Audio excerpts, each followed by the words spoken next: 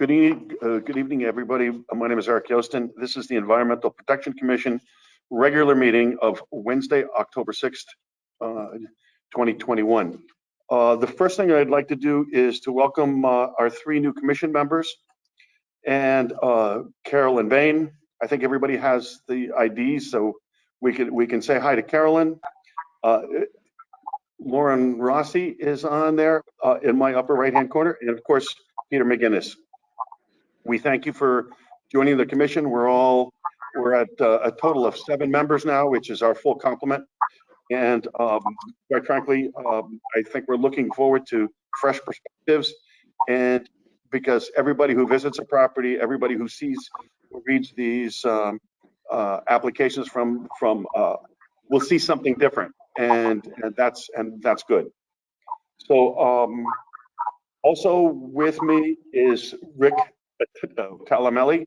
Rick will at some point in October join us, and he will be the successor to Rich Jacobson. So he will be the EPC officer for the town of Darien.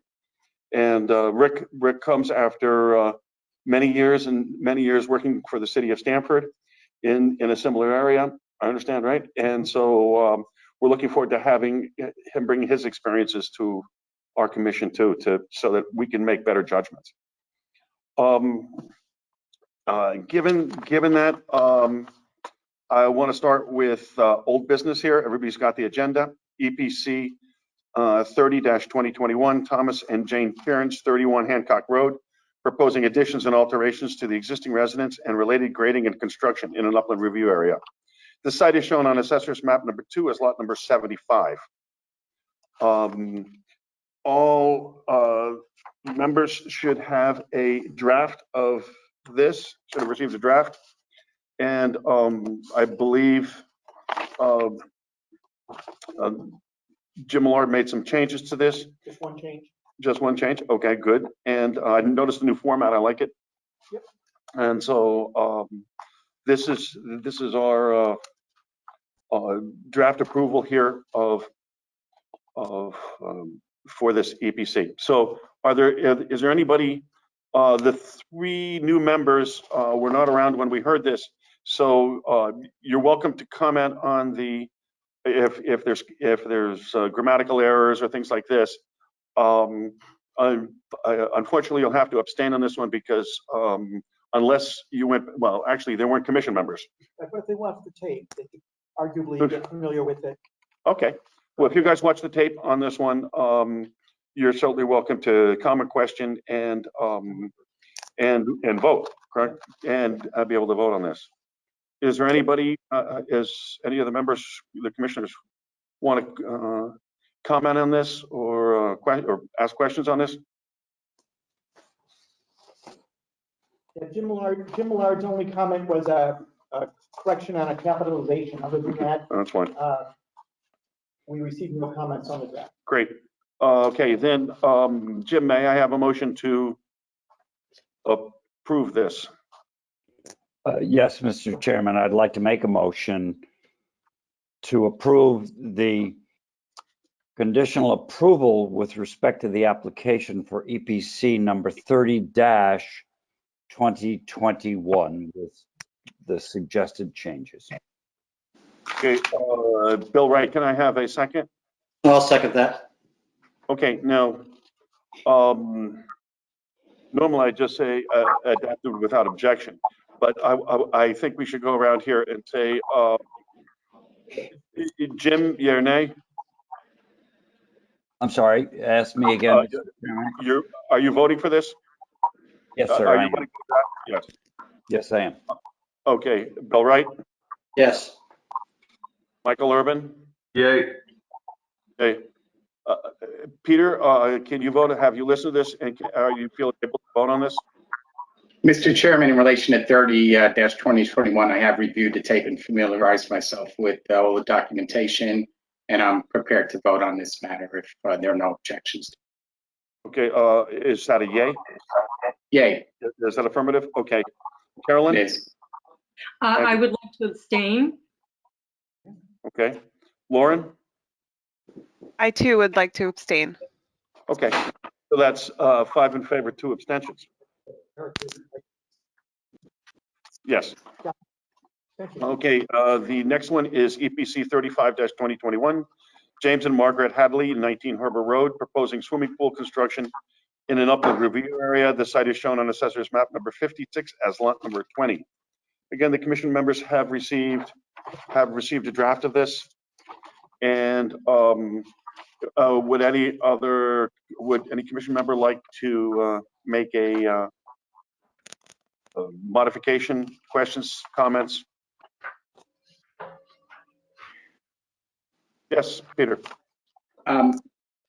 Mr. Chairman, there was some discussion about the rain garden on the north side at the previous meeting, increasing that to 70% to 100%. And I was a little bit unclear what that resolution was. Do you remember that one, Jeremy? Yes, I can go through this a little bit if everyone can hear me. There were 2 wetlands on this property, the north wetlands and the south wetlands. The south wetlands are now partially marked with boulders, and the proposal by the applicant was to rearrange the boulders to better designate the entire wetlands. On the north side, it's now a lawn area. The proposal was to create a new rain garden and plant that wetland to create a better wetland, if you will. The pool was, proposed pool and work is in between the 2 wetlands, but still within the 50-foot regulated area. So you may recall at the September 1st meeting, Sean Walters put together a proposal with plantings, and he talked about how much of the wetlands should be planted. And the thing we talked about at that meeting was also the possible removal of invasive species. So I think the commission asked me to follow up a little bit with Sean. And as part of this decision, we've included the requirement in condition, I can't remember exactly where. Yeah, condition number 4. The commission requires the removal of 2 to 3 euonymus on the site. I spoke to Sean Walters, and he said that that would be an appropriate condition that he could bring to his client if the commission were to require it. So what we're doing here is making the southern wetlands a little better demarked, so people will more likely to stay away from it, not impede on it. And the northern wetlands will be a higher quality wetlands because it's not going to be just someone's lawn. It will be a planted rain garden. There'll be a little drainage benefit as well. And the third benefit is the removal of some invasive species which are now on the site. Are you okay, Peter? Thank you. Thank you, Jeremy. I have all my questions answered. Thank you. Okay, is there anybody else who has a question or comment? Okay. Then, Jim, may I have a motion to approve this? Yes, Mr. Chairman. I make a motion to approve the conditional approval as drafted for EPC number 35, 2021, as adjusted for minor edits. Okay, Bill Wright, may I have a second? Bill, you're on mute. There you I'll go. second that. Okay, thank you. Then let's go through the, Jim, do you approve? Yes, sir. I approve. Bill Wright, do you approve? Yes. Michael Irvin, do you approve? Yay. Peter McGinnis? Yay. Yay. Carolyn? I would also like to abstain from this vote. Okay, thank you. Lauren? Abstain as well. Okay, I approve, so that's 5-2. Yep. Okay, now we get to new business. The item is EPC 37-2021. John Dayleader, 32 Plymouth Road, proposing the construction of an elevated hardscape pool and pool house in the rear of a residence within an upland review area. The site is shown on Assessor's Map number 57 as lot number 36. And representing the applicant, Harry Rocheville, the court engineer. okay. Go, Harry. Good evening, everyone. Harry Rochfield, professional engineer with McCord Engineering, representing the day leaders. Jeremy, do I have an opportunity to share my screen? Yes, Brian, are you able to help with that?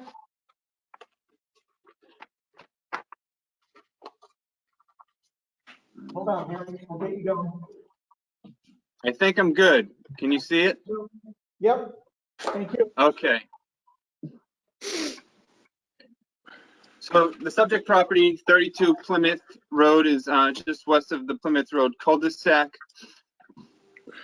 It is on the, it is part of a previous subdivision with all the lots here around the cul-de-sac. Currently, single-family residence and driveway entering the property here with a shed in the rear, and the remaining property consists of lawn. As part of that original subdivision, there is a drainage ditch in the back, which is where the wetlands come into play here.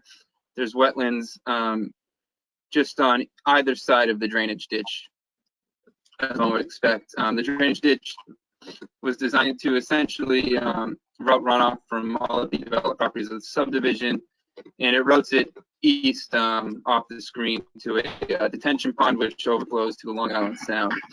So there's a little history on the property. There's also a wood deck to the rear here that will be removed as part of the project.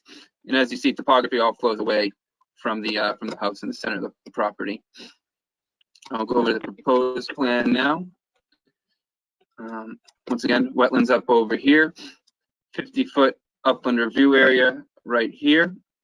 And the proposed project is to remove that wood deck and construct a pool, patio, and pool house in the rear yard. All of the construction will be in an area that currently exists as lawn.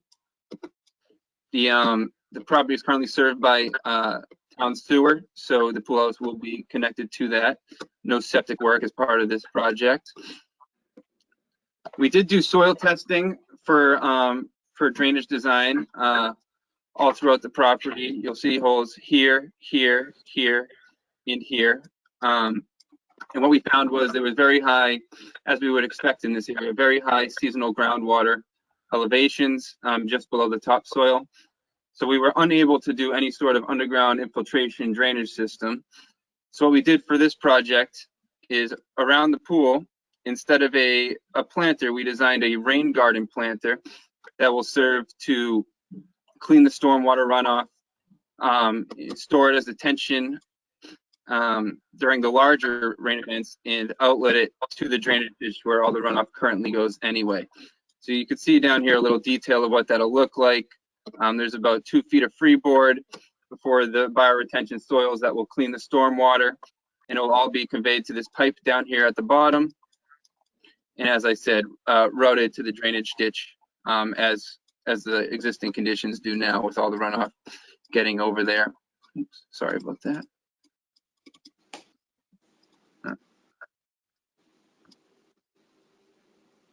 Bear with me for a second, my screen seems to have frozen.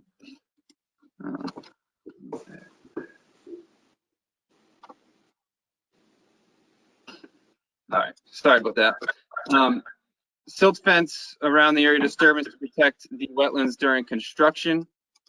Also, you'll see this hatched area here is a planting area to mitigate any impact to the wetlands during construction. It essentially starts just east of a row of evergreens now to fill in that area between the lawn and now the proposed development and the wetlands, to just provide additional protection. That buffer is about 10 feet wide, and it is about 1,400 square feet in area. The plantings were designed, or the planting plans were designed by Eckerson Landscape Architects. Mike Mitchell from their firm is here tonight if you guys have any questions on their planting plan. This project is within the floodplain. The entire property is within the floodplain at 14 feet. So this project will be going to a public hearing with the Planning and Zoning Commission next week.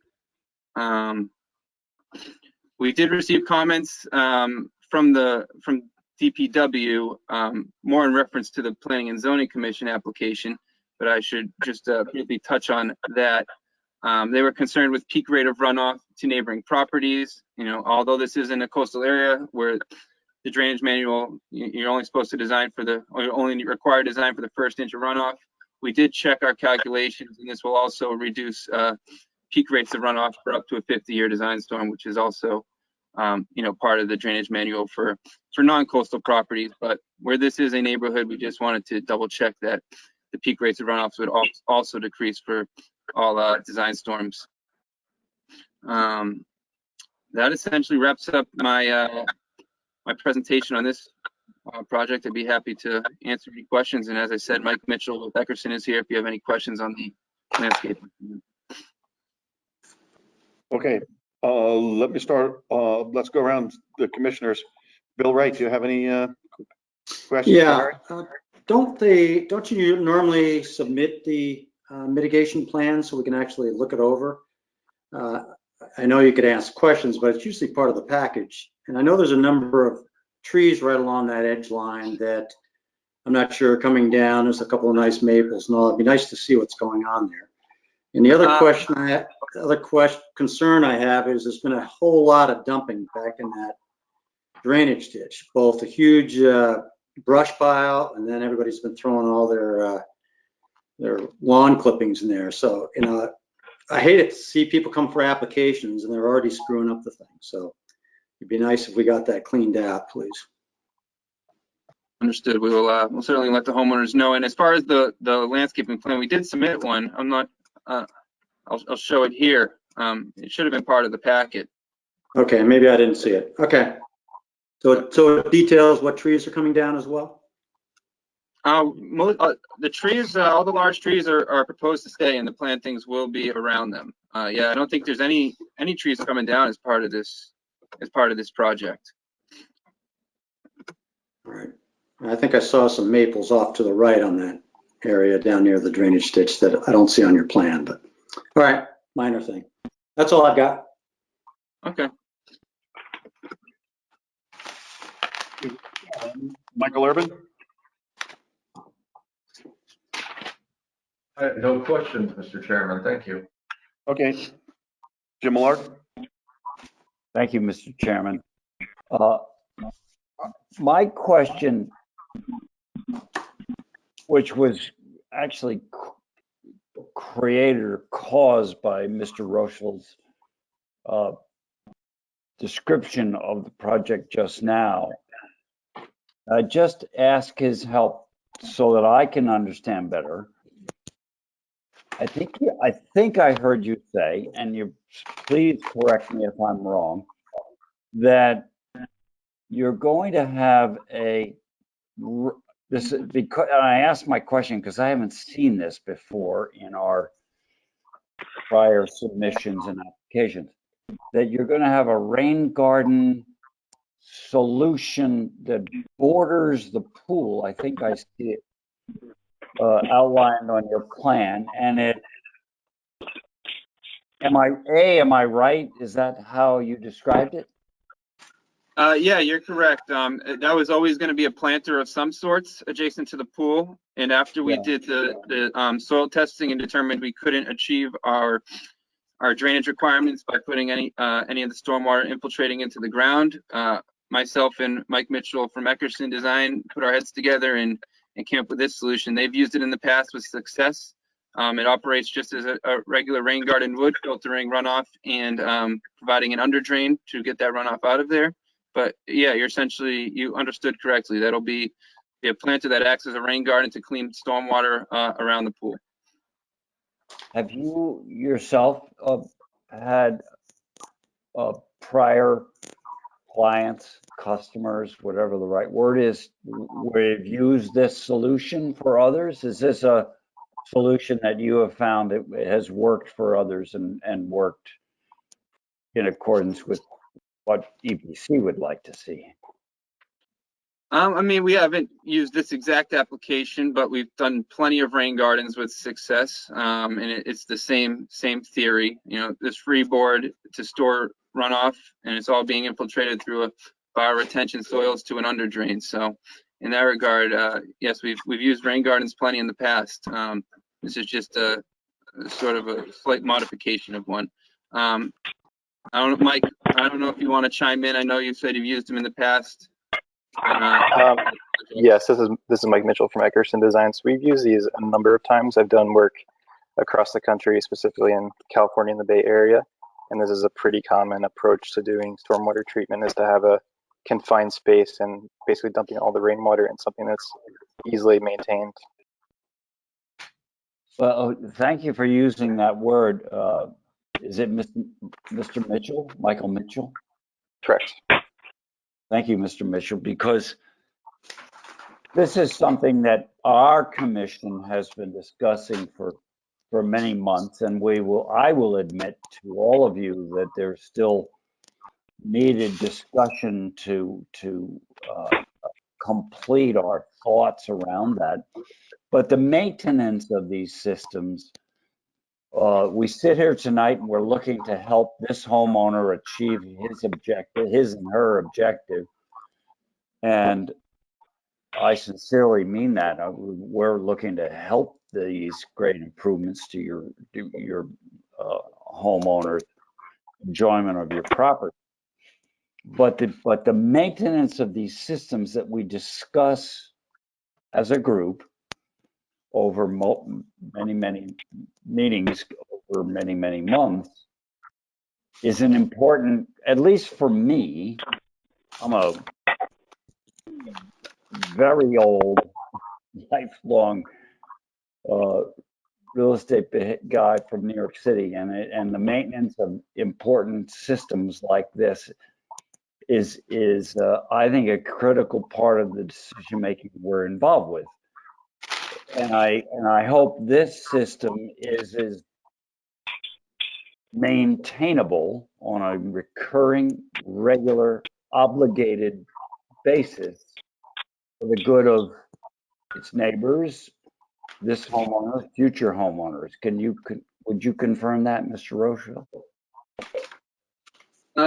Yeah, and I'll rely on Mike again as well, but I believe it's a very low maintenance system. You know, it's a pipe and stone and some soil on top of it. It'll be maintained just as any other planted would. Their landscapers would take care of it just as they do the rest of the property. So from what I understand, it's a very low maintenance stormwater system.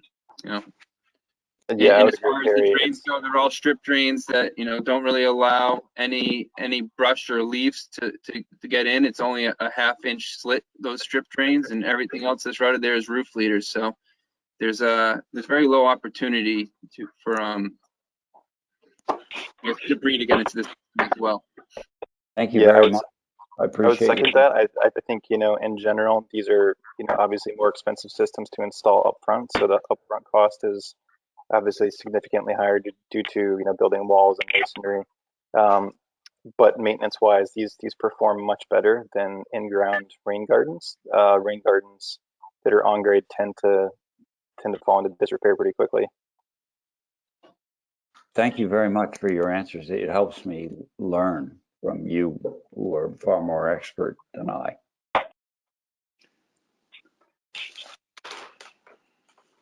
Okay, Jim? Yes, sir. Anything else? Okay. No, we'll start with our new commission members. Peter, would you like to have questions or comments? Just a couple of questions. Thank you, Mr. Watchfield. The first question is, in describing this as a ditch, there's no natural free flow of water. Is that correct? This is a passive drainage ditch. Is that what you're saying? Yes, that's my understanding from pulling files from town hall when the subdivision was done. That was the purpose of this ditch, to collect runoff and convey it to a detention pond that is to the east of this subdivision, right? And can you describe the water flow, if any, during a normalized environment? I honestly, I've never seen any water flowing in it, but I never was out there during a storm event myself. But from what I could tell, you know, it seems clear that it only sees water during storms. And then my last question is, and maybe this is a follow-up to Commissioner Wright's question. On the plantings, do you have an estimate or a general estimate of the quantity of the different plantings? I see the species and the particular plantings, but I don't see any numbers associated with it. Mike, would you mind?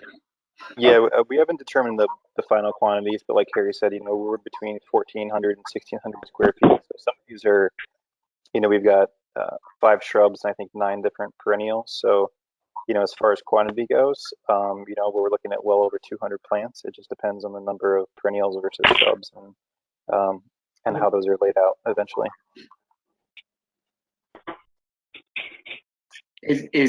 Will your application have some commitment at some point in terms of numbers of the plantings, just so we have that and something for our inspector to measure against? Yeah, there'll be a commitment. We'll determine the size of the plants that are going into. There's some cultivars that we're going to need to work through that are specific to this application. So once those are determined, we'll have a finite quantity established. Peter, what we could do is condition, is ask for Harry to come up with a more specific planting plan with, because this is nice, but it's not very specific. And I think Bill Bright pointed that out, that, and I certainly agree with you. I would like to see something more specific. And what we could do is let Harry submit that to staff, to Jeremy and his staff, let them review it, make it part of the file, and then that becomes an official document that somebody who wanted to inspect it can review to, because that's official town documents. Thank you. Are you okay with that? Wonderful. Thank you. Yeah, perfect. Okay. Okay. So Harry, just to repeat that, you're going to submit a planting plan to me or his designate for review. That is going to review to make sure it's sufficient and abides by the the conversations we're having here. Okay. Yep, agreed. Okay. Good. Thank you. Carolyn, do you have any questions or comments? Just a couple comments. Most of my questions have already been answered. So there's the comment that existing trees to be safe shall be protected led me to believe that some of the existing trees will be removed, but I think you've represented that all trees will in the buffer area will remain and the plantings will be installed around them. I only saw 2 trees on the plan, and I believe that there are 4 mature trees in that area. So that was just one of my concerns. Yeah, I think I see 2 trees, and I think if I counted correctly when I visited, there are actually 4 mature trees back there. So that's just a question. And also, I was also concerned about the condition of the ditch. I understand that it's not, there's not any natural free flow of water, but I too noticed that grass clippings and general yard debris is being deposited there. And I just wondered if that's going to remain that way, or if it's going to be, because it's going to be catching water, if it's going to be more like a rain garden type environment. And with regard to the buffer plantings, again, you just represented that you will submit a planting plan, which I think is good. I guess with the exception of one plant on the list, they're all native plants, so I'm happy to see that, but I too would like to see a more extensive plan for the buffer area. Thank you. Thank you. Carolyn, that's a very good point. All of the plantings should be Connecticut native species. There's a website There's a website you can go to that has Connecticut native, what they consider Connecticut. I may be mistaken, but I think the Itea virginica is not native to Connecticut, but I could be mistaken. I just did a quick Okay. look at. That's So fine. they all should be native plantings, though. Yeah, we can double check that. That's definitely a native New England plant. You know, its habitat, whether it goes as far down to this area, we can double check that plant. Okay, thank you. That would be good too. Yeah, Carolyn, just in general for future reference, we only permit, Connecticut native species, and they get, I forget the website that we go to go and get that, but I think it's on the website. There's a link for it on the website. okay. That's good, because I had heard there was a website, I forgot on what, that was 20 years old. And no, this was 20 years That old. may be the problem then. So I said, no, we'll go, and you did the right thing, which is refer to the updated, website, what's ever current there. Rick, you probably know it, so what the website we're referring to. Okay. Anything else, Carolyn? No, that's it. Thank you. Okay. Lauren, would you like to, you have questions or comments? Yeah, I was just curious. I like the idea of the rain garden. I know that there's some guidance out there. I know there's no specific regulations around them that, to my knowledge, locally, but is there any guidance that you followed in your design of the rain garden? Or, like, for example, it has to be 20% of the entire runoff area, et cetera?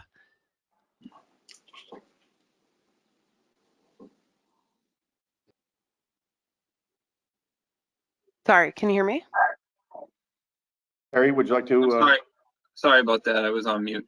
Yeah, so the goal of the rain garden, especially in this coastal area, is to store 1 inch of runoff for all of the impervious surfaces that drain to it. In this case, the pool's included with that, even though most of the time of the year it's going to have 6 inches of storage. So we're looking at the area of the pool, the porch, and half of the pool house here will all be routed to the rain garden. So the rain garden is sufficiently sized to store 1 inch of runoff for all of that surface. I believe the number I can give you was, so that 1 inch of runoff for all impervious surfaces came out to about 365 cubic feet. In the rain garden itself, below the overflow drain, stores 480 cubic feet. So within this area, from the mulch to the drain, we have the more than enough storage for that 1 inch of runoff. And then just for design practices, an extra 12 inches of freeboard above that drain for during extreme storm events. If these drains can't keep up, we want to have some extra volume so we're not overflowing runoff and everything can get into the pipes. So that's more or less the idea behind the design of the rain garden. And the soil that will be filtered will be bioretention soil, typical of other rain gardens as well. I believe right now 25% compost, 55 sand, and 20% topsoil to filter that stormwater through. And so I just wanted to understand where the criteria that you followed in the design of the rain garden is located. Oh, so I mean, it's a combination of the Darien Drainage Manual and the Connecticut Stormwater Quality Manual. They both essentially follow the same thing, which is that water quality volume, the first inch of runoff for the impervious surfaces. So, okay. So do those give you comprehensive guidance on how to design a rain garden, or is there another source of information for the guidance? No. Yeah, that would be the Connecticut Stormwater Quality Manual that gives you the design specs and not specs, but the design methodology and the purpose of the rain gardens and how to do the calculations. I think it's dated 2004 Connecticut State Stormwater Quality Manual. Got it. Okay, anything else, Lauren? No, I'm good. Thank you. Okay, I have a question. Harry, during the September 1st storm, what happened on this property? Do you know? I do not. I know during typical storms, they do have a low area over here, which is just a result of another driveway here, and that typically ponds. But I didn't hear from the homeowners that they had any other extensive ponding during that event. No. Okay. I would assume everything routed its way to the drainage ditch. There's also drains in Plymouth Road as well that discharge to the Long Island Sound. Okay. But no, I'm not sure. This is Chuck Willett, the architect on the job. I was actually over there a couple days after the September storm. And what Harry says is consistent. There was pooling on that side property where there is a back lot, and it was a pooling on each side of the driveway, both on this property and the adjacent one. But there was nothing in the rear of the property where the ditch, and everything performed well. Okay, thank you. Thank you. So Jeremy, looking forward, we have as a condition, it's a cleanup of the area. A couple of commissioners have mentioned that. Cleanup of the ditch. Cleanup of the ditch because it seems to have yard debris, et cetera, et cetera. And we're going to get a more detailed planting plan. Yep, with quantities. With quantities. Okay, yes. Check the species. Check the species also to make sure they're on the Connecticut list. I think that was it. Okay, commission for the new commissioners, what we do is since we've all asked our questions and comments, what we do is Jeremy or one of his staff will write up a draft approval that'll be circulated to all of us for our questions and comments, and then we vote on it in the next meeting. So there's I don't want anybody to commit to approval or not approval, but the vote on approval will be the next meeting we have. If Okay. the commission determines there's no public hearing required. Yeah. And that's the sense I'm getting. Is, Yeah. No, the planning, as Harry mentioned, Planning and Zoning Commission will be having a public hearing on this because the work is in the coastal area and it's in the flood zone. So their hearing is coming up soon. So really, in a case like this, where the Environmental Protection Commission appears to have made the determination that no hearing is necessary, we'll just go ahead and prepare a written decision for your review at your upcoming meeting. Okay, and then thank you very much, Harry. Thank you, Mike. Thank you. Thank you all. And, okay, Thank you very much. let's move on. The next item of business is EPC 38, 2021. Gabrielle and Catherine Oliverio, 49 Goodwise River Road, proposing a house addition, patio, and expansion of the underground detention system in an upland review area. This site is shown on Assessor's Map number 49 as lot number 8. So is Harry, is that you? That is. Okay. Floor is yours. Once again, Harry Roachville, professional engineer in Connecticut, McCord Engineering, representing the Catherine and Gabriel Oliverio, excuse me. Property 49 Goodwives River Road, located on the north side of the road. Single family residence, existing stone patio, asphalt driveway. There's a trench drain in front of the driveway as all topography slopes down to the pond. So runoff from the trench drain and the rooftop all goes to underground detention system located approximately here. You will see that on my next plan. Gorm's Pond, in the north of the property, which is where the wetlands come in, essentially just it is Gorm's Pond, but it is a river at this point, essentially just off the riverbed are the limit of wetlands here. Then there's steep slopes up to an existing cable fence that you will see here. And then all flat lawn area in the rear of the house in this small portion here.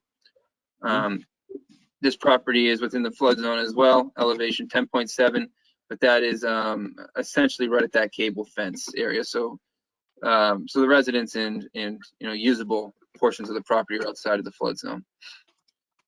Proposed project is to add an addition to the rear of the existing residence. I believe it's about 400 square feet, 500 square feet, excuse me, and a patio just off of that addition that is 400 square feet itself. All of the proposed development is occurring in area that currently exists as lawn. It is all upgrading of that existing cable fence that I just mentioned that essentially separates the river from the property. So there won't be any disturbances on that steep slope besides a one-time disturbance to install a footing drain for the addition. And that footing drain will be located right next to where their existing footing drain is. The reason that we can't tie them together is this addition's foundation needs to be a little bit lower. So we will have a pump installed to discharge any groundwater to the same location it currently goes. As I mentioned before, there's an existing trench drain here that feeds to a yard drain right here that also receives rooftop runoff from the residents. That runoff goes to an underground detention system here that currently exists of 2 rows of 3 units of Coltech 180 galleries. So to mitigate any increase in runoff from our currently proposed development, we're adding another row of galleries adjacent to the existing system, and we'll be capturing rooftop runoff from the addition and patio runoff with a drain located in the center of the patio here. Another yard drain will be added here to sort of act as a junction box in a high level overflow grate if the detention system ever becomes overburdened during extreme storm events. That overflow grate is located in a location where runoff, if it does come out of there, will just flow towards Gorman's Pond as it does now, conforming to existing conditions. Silt fence will be placed just upgrading of the cable fence to once again protect that steep slope. This property did go through an EPC approval. Let me see here. A couple of years ago. I'm sorry, I can't find the date. But as part, a special condition of that approval was to maintain vegetation along the steep slopes. And from all of my site visits to the property, there is significant vegetation along the steep slopes, stabilizing the riverbank. Again, this stormwater detention system was designed for water quality volume as it is within the coastal area. So the increase in detention storage is sufficient for 1 inch of runoff for the addition and the proposed patio, which is being routed to it. That essentially covers everything, and I'd be happy to answer any questions. Okay, let's go around the commissioners here. Michael Irvin, would you like to start? Sure. I have one observation, and that is, just looking for the compass direction here. So I guess to the north, where the Riprap outlet is located for the proposed sump pump pit.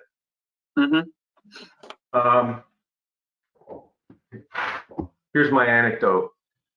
Houses that are located close to the wetland at a reasonably similar elevation will potentially be wet. Ergo, the sump pumps will run at a material amount of time in the event of material storms. And because you have the riprap outlet in proximity of the wetlands, my question is would it be your opinion that a better design might be to retain some of that in the discharge in a Coltech or some storm detention device before it just goes out onto the riprap and then downgrade into the wetland? That's my question. Sure. Yeah, I'd be happy to answer that. So with footing drains being pumped into a detention system, it is a very tricky design because you have to essentially assume that there will be a continuous flow to that detention system, and they can get quite large. And as you can see on this property, there's really not any opportunity to add add any more. So in our opinion, it is a better situation to pump it and then pump it up to a gravity pipe and have it discharge next to the existing one than to have a potentially overflowing detention system in their lawn.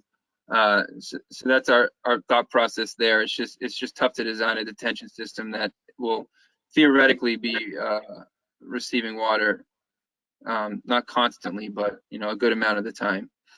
I hope that answers your question. It's just always a little better scenario to be able to just discharge it to daylight, and especially if you can, protect that outlet with riprap and make sure the water's slowing down before it hits the steeper slopes. Yeah, no, I totally appreciate, absolutely. Let a stormwater system have a gravity-fed daylight method. That's the best that you could possibly have. Because the sump pit is exterior of the house, and there would potentially be a backflow, a check valve from the house to the sump pit, correct? Correct. So just for my edification, a question would be is, you get a big storm like we just had, right? And the basement's full of water and the sump pumps are running 24/7. There's no amount of Coltech that's going to benefit that scenario. But in a maybe more common scenario is you have a consistent and long-term discharge from the basement out onto the lawn area. And this is just a question, I'm not suggesting you do this. Would there be a benefit to, and this is because you're in close proximity to the wetlands, would there be a benefit to discharge from the sump pit into some type of retention to slow the flow and then let the overflow run out onto the riprap?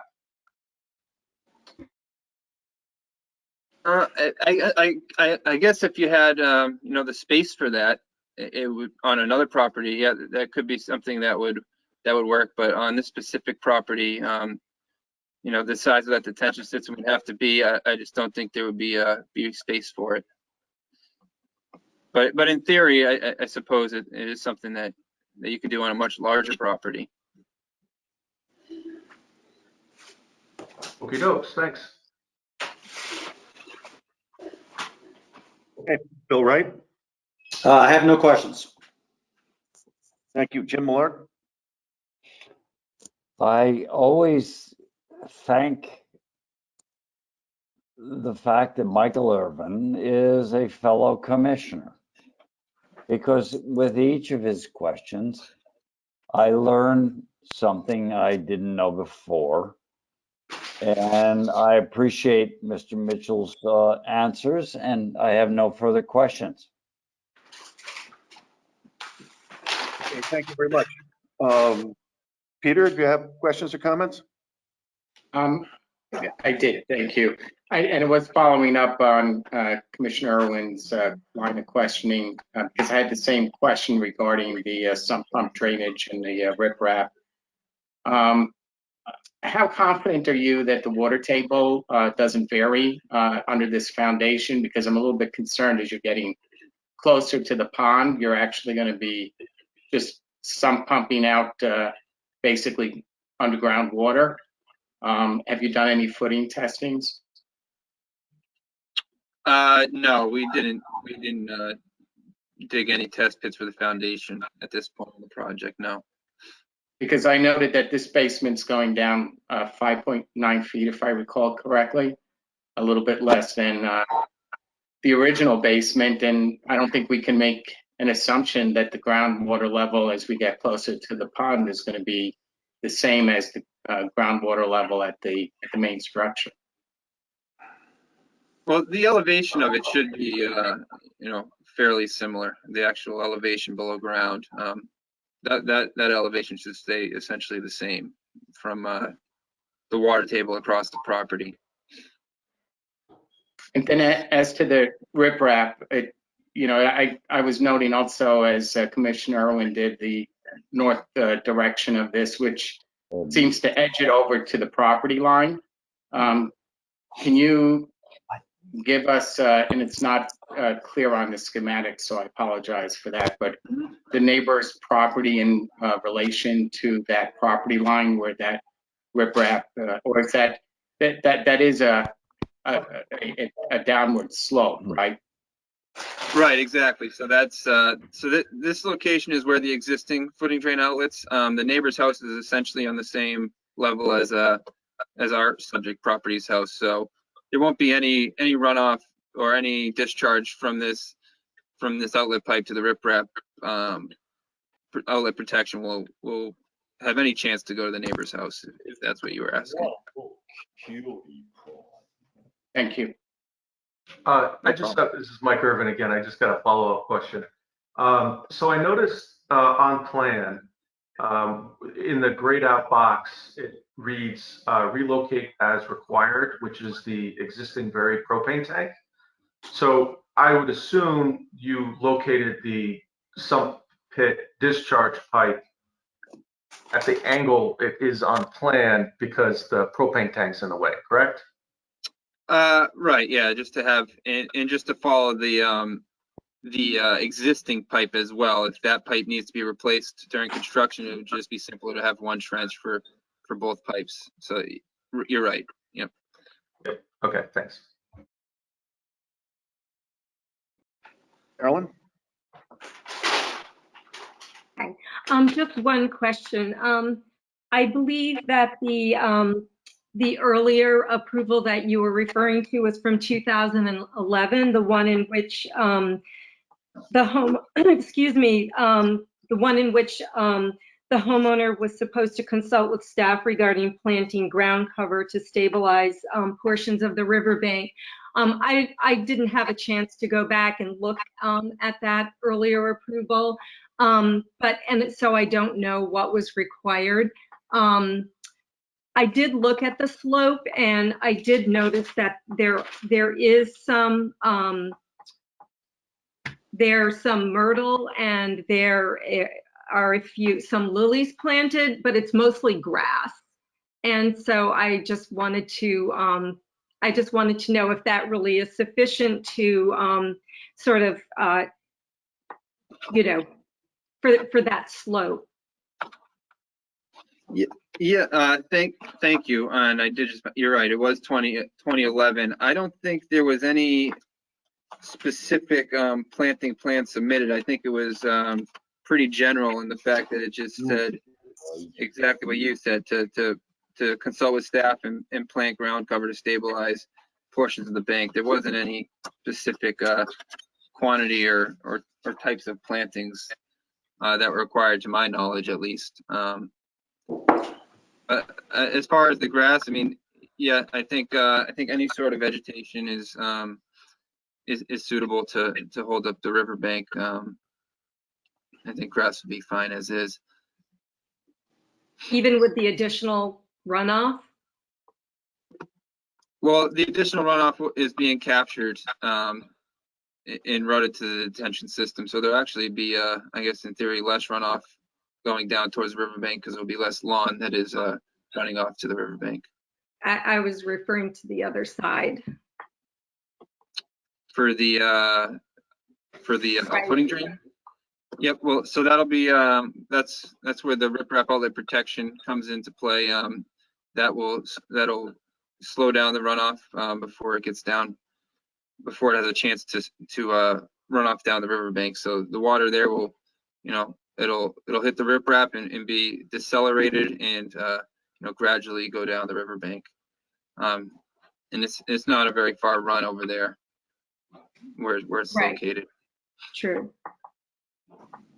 That's all. Thank you. Thank you, Carolyn. Lauren? Just to actually follow up on that, I just wanted to understand for my own knowledge, is that something that is a typical recommendation to add additional ground cover and grass to stabilize the portions of the riverbank, or does there have to be or is there typically an event that occurs that makes us think that there might be a greater chance that could cause an issue or has caused an issue? And I guess that might be a question for the commissioners as well. Yes. Good question, Lauren. generally what the EPC has done is on a case-by-case basis. So Carolyn was correct in sometimes there's a very specific planting plan or buffer plan. In a case like this, sometimes it's left up to staff.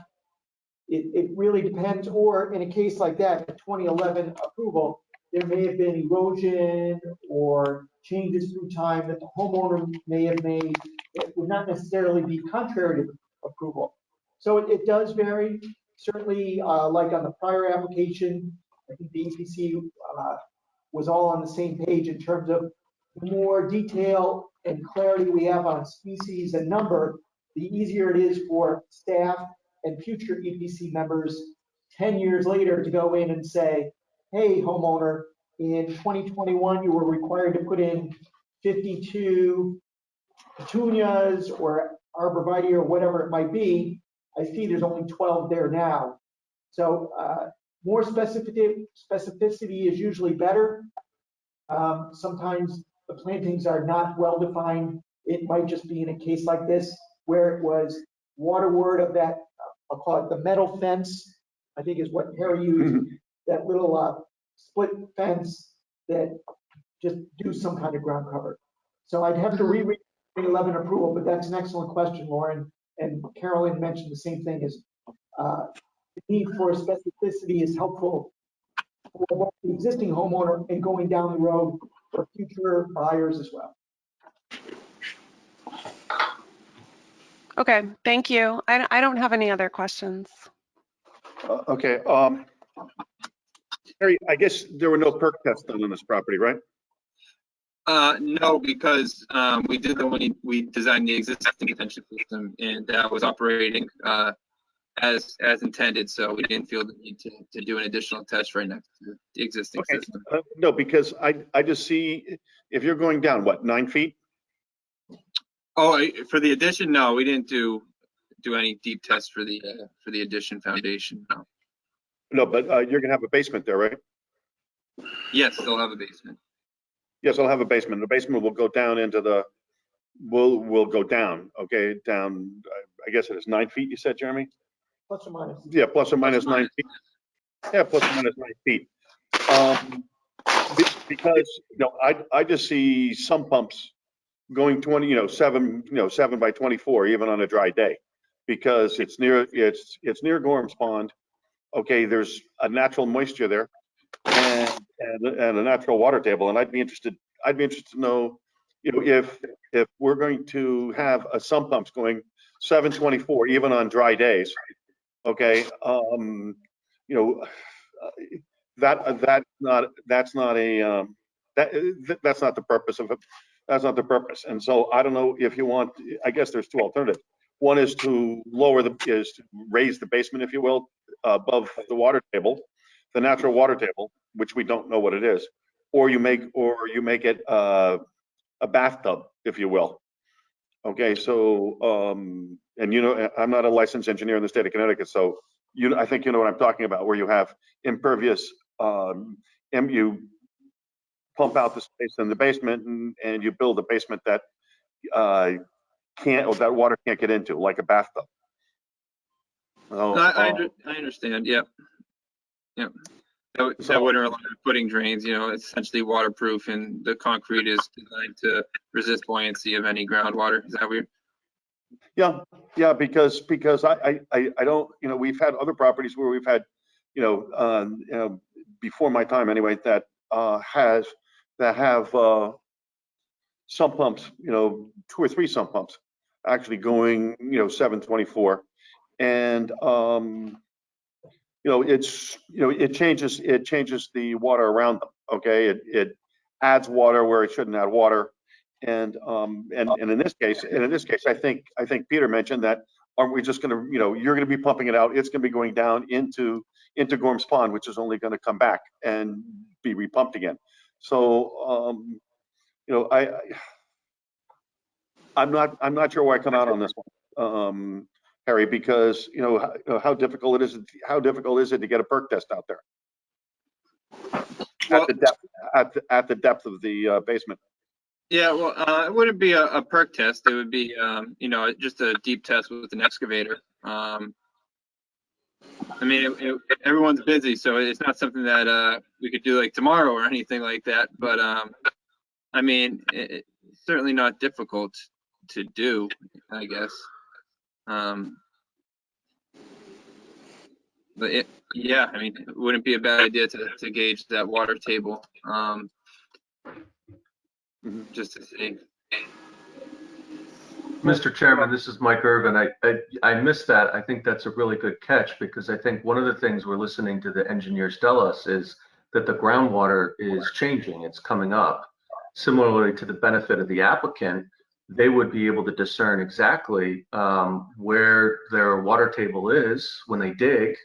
And similarly, Harry, right? They'd understand the quality of the soil, so they'll see it. They'll figure it out. And then again, to the benefit of the applicant, which isn't a wetlands issue, but the engineer can do a better job engineering the basement and other systems for the client. So I agree with you, Mr. Chairman. Okay.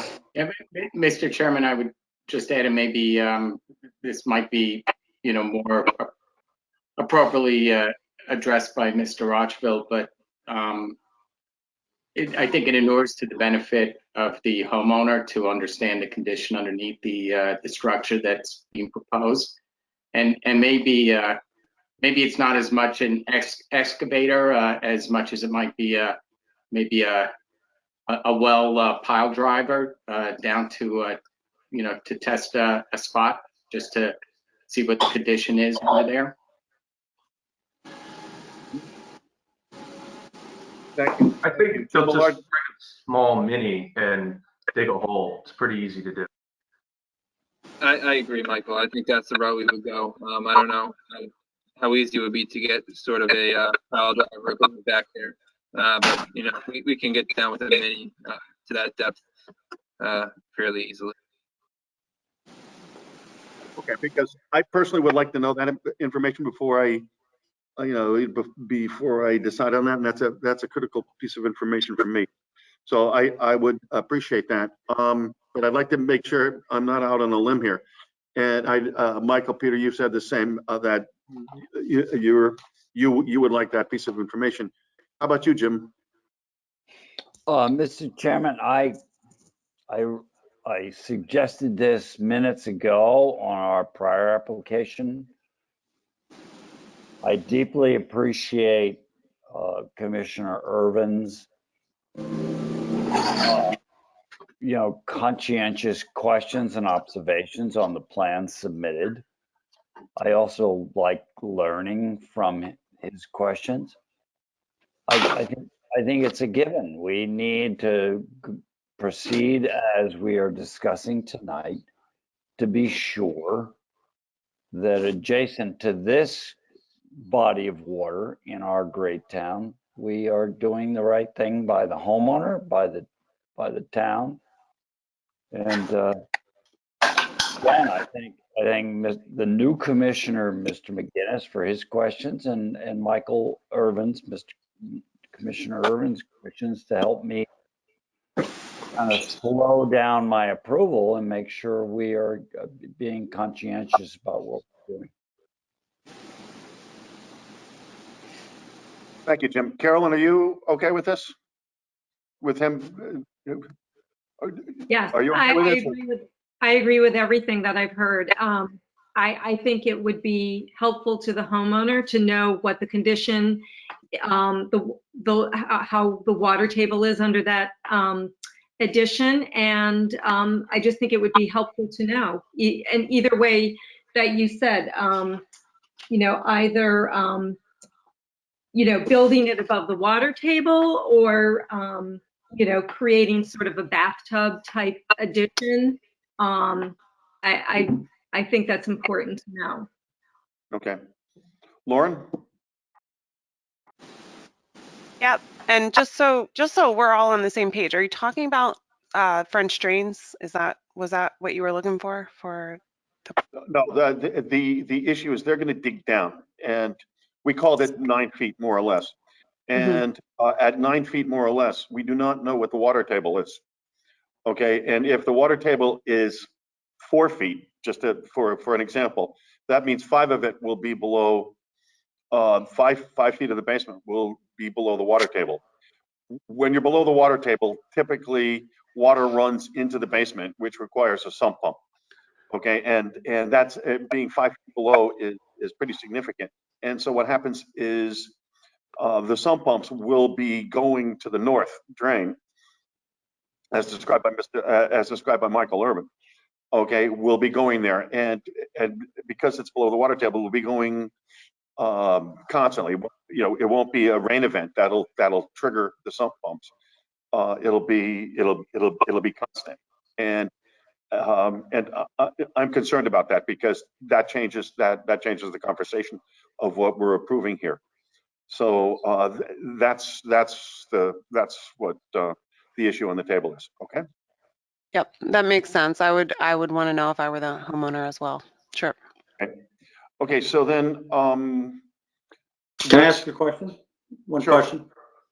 Do we require this, that they do a water table test on every of our applications? No, Bill, we don't usually, I think in cases like this, we have seen cases like this before where the applicant is proposing to dig a basement. So in this case, you have a basement really close to the flood line, going down to elevation, I think it's 5.9, which is pretty far down. So in a case like this, you're going down 9 feet to a low elevation, almost to the elevation of Gorham's Pond, very close to Gorham's Pond. So, you know, my question for Harry is, I don't know if it's a 1-story addition or a 2-story addition, but it seems like the EPC's concern here is that 9-foot basement. So certainly he may be able to go back to the property owner and see if they can make changes to the design, maybe not dig down as far, maybe eliminate the basement.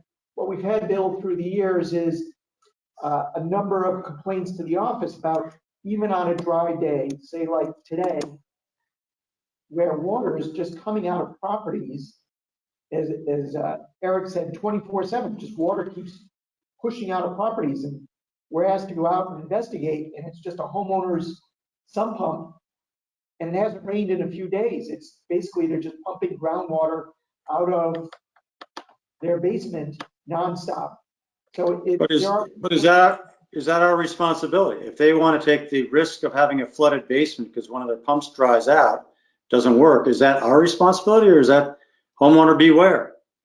Well, you know, I agree with you in one way, Bill, but after September 1st, when the phones rang off the hook at Town Hall with people who had flooded basements for whatever reason, certainly not everyone has a generator, and people who have generators, sometimes they don't work well. So what we're worried about more and more is people relying on the sump pumps to keep their basements dry, or basements in places maybe there are people in town that have basements that are finished that shouldn't really have finished basements. People who are, say, had the basements created before flood regulations.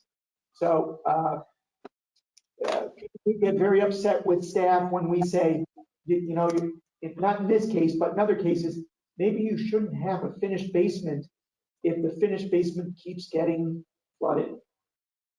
They don't usually accept that for a response. Okay. Here, I think you're right, Bill. This basement has the potential to get flooded, either because of the high water table. It's a few feet outside of the flood line, which Harry shows on the plan is elevation 10.7, and the edge of the foundation is 11.0. So it's just a little bit downslope. So certainly, I guess that's Harry's call and the property owner's call, and how they want to come back to the EPC with either more details on the water table, or maybe not digging down as far for the basement, or possibly even eliminating the basement and putting more of the addition above grade. Okay. Okay. So I think we have a consensus of the commission that Harry, I think you understand what to do. We've described it a couple of times here now.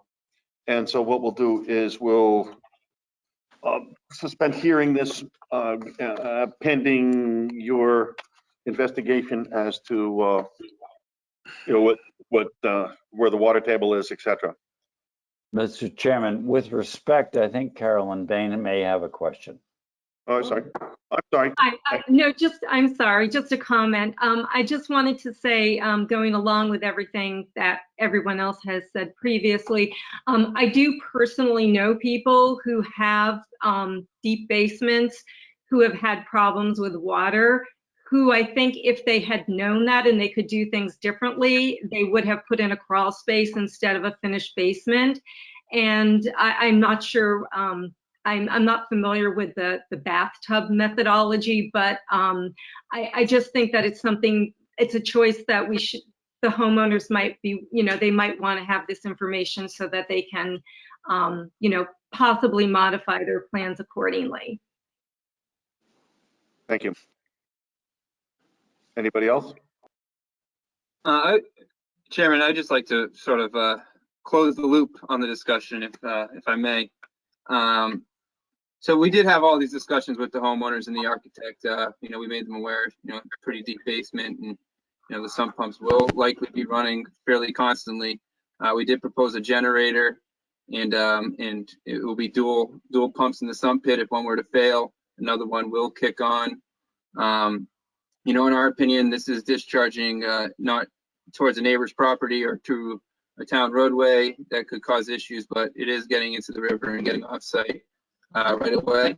And as far as how deep the basement is, elevation, 12 runs to the addition and we're going down 6 feet. So it's more like 6.5, not 9 feet. So I just wanted to mention that as well.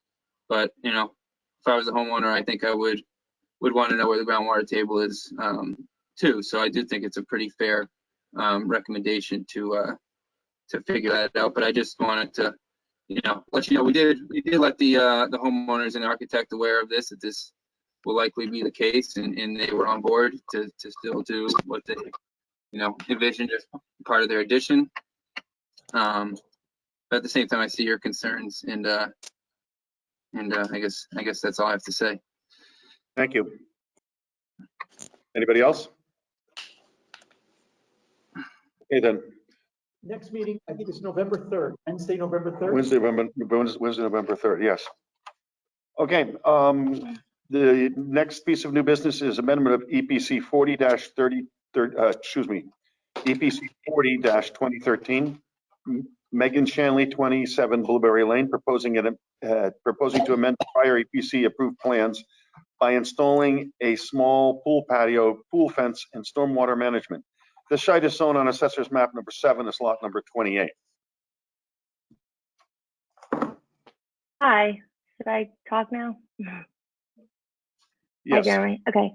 So my name is Megan Shanley, and I live at 27 Blueberry Lane. Also on the call with me is our pool contractor, Franco Iannoni, and our engineer, Dean Martin. Basically, as you probably just heard, we have an approved permit from the EPC to build a pool since 2013. We are now ready to do this project. However, we needed to rethink it a little bit because the as-built septic caused us to shift the pool about 15 feet west. So basically, we'd like to amend the current permit so that we can construct a small patio around the pool, install a stormwater management system southeast of the pool, and move the pool equipment from further out in the yard, it was closer to the wetlands, but we're going to move it closer to our house, and away from the wetlands. And really the main reason for this amendment request is our desire to actually protect the wetlands on the southeast part of our property by adding a fence and buffer plantings on the edge of the wetlands. Our goal is to delineate the grass from the wetlands, because right now the landscapers are not able to determine which area is deemed wetlands and which area is just grass, so they mow right up to the brook at times. So we think by adding this fence and native plantings, along the wetlands, but along the perimeter, but outside of the wetlands. We were able to clearly define which area is regular grass and which area is to be protected as wetlands. And the fence will enable the wetland area to grow without interruption by separating the two areas in the yard. So that's it right now. I mean, we have questions, and we have Franco and Dean for all of our blueprint type questions, engineering. Okay, thank you. Thank you, Ms. Shanley. Bill Wright? Yeah, I think I like the idea where we start off, because of all the problems with flooding after the last 3 we had this summer, with, what happened on your property since you're right on Stony Brook during the storm. And is there anything that changes your mind because of that on how you're handling any of this application? It's a good question. It doesn't actually change our minds. In fact, it just reinforces it. Basically, the brook was definitely moving at a better clip than it usually does. It was more swollen, but it did not flood. There was some rainwater that was in the yard, but then moved. But the brook has never flooded. So we just think that putting the fence outside of the wetlands, so it's even within like the 100-year flood line, which Dean can talk a little bit more about, we'd be safe into, allowing, the brook to be by itself, and it won't inherit if we have another big storm. It did go out of its bank quite a bit, as experienced with all the debris along the fence line of Weeburn by a lot. You're saying that wasn't the brook. That was the rainwater. Like the rain came down and the rain. Yeah, it wasn't. I promise, it wasn't the brook.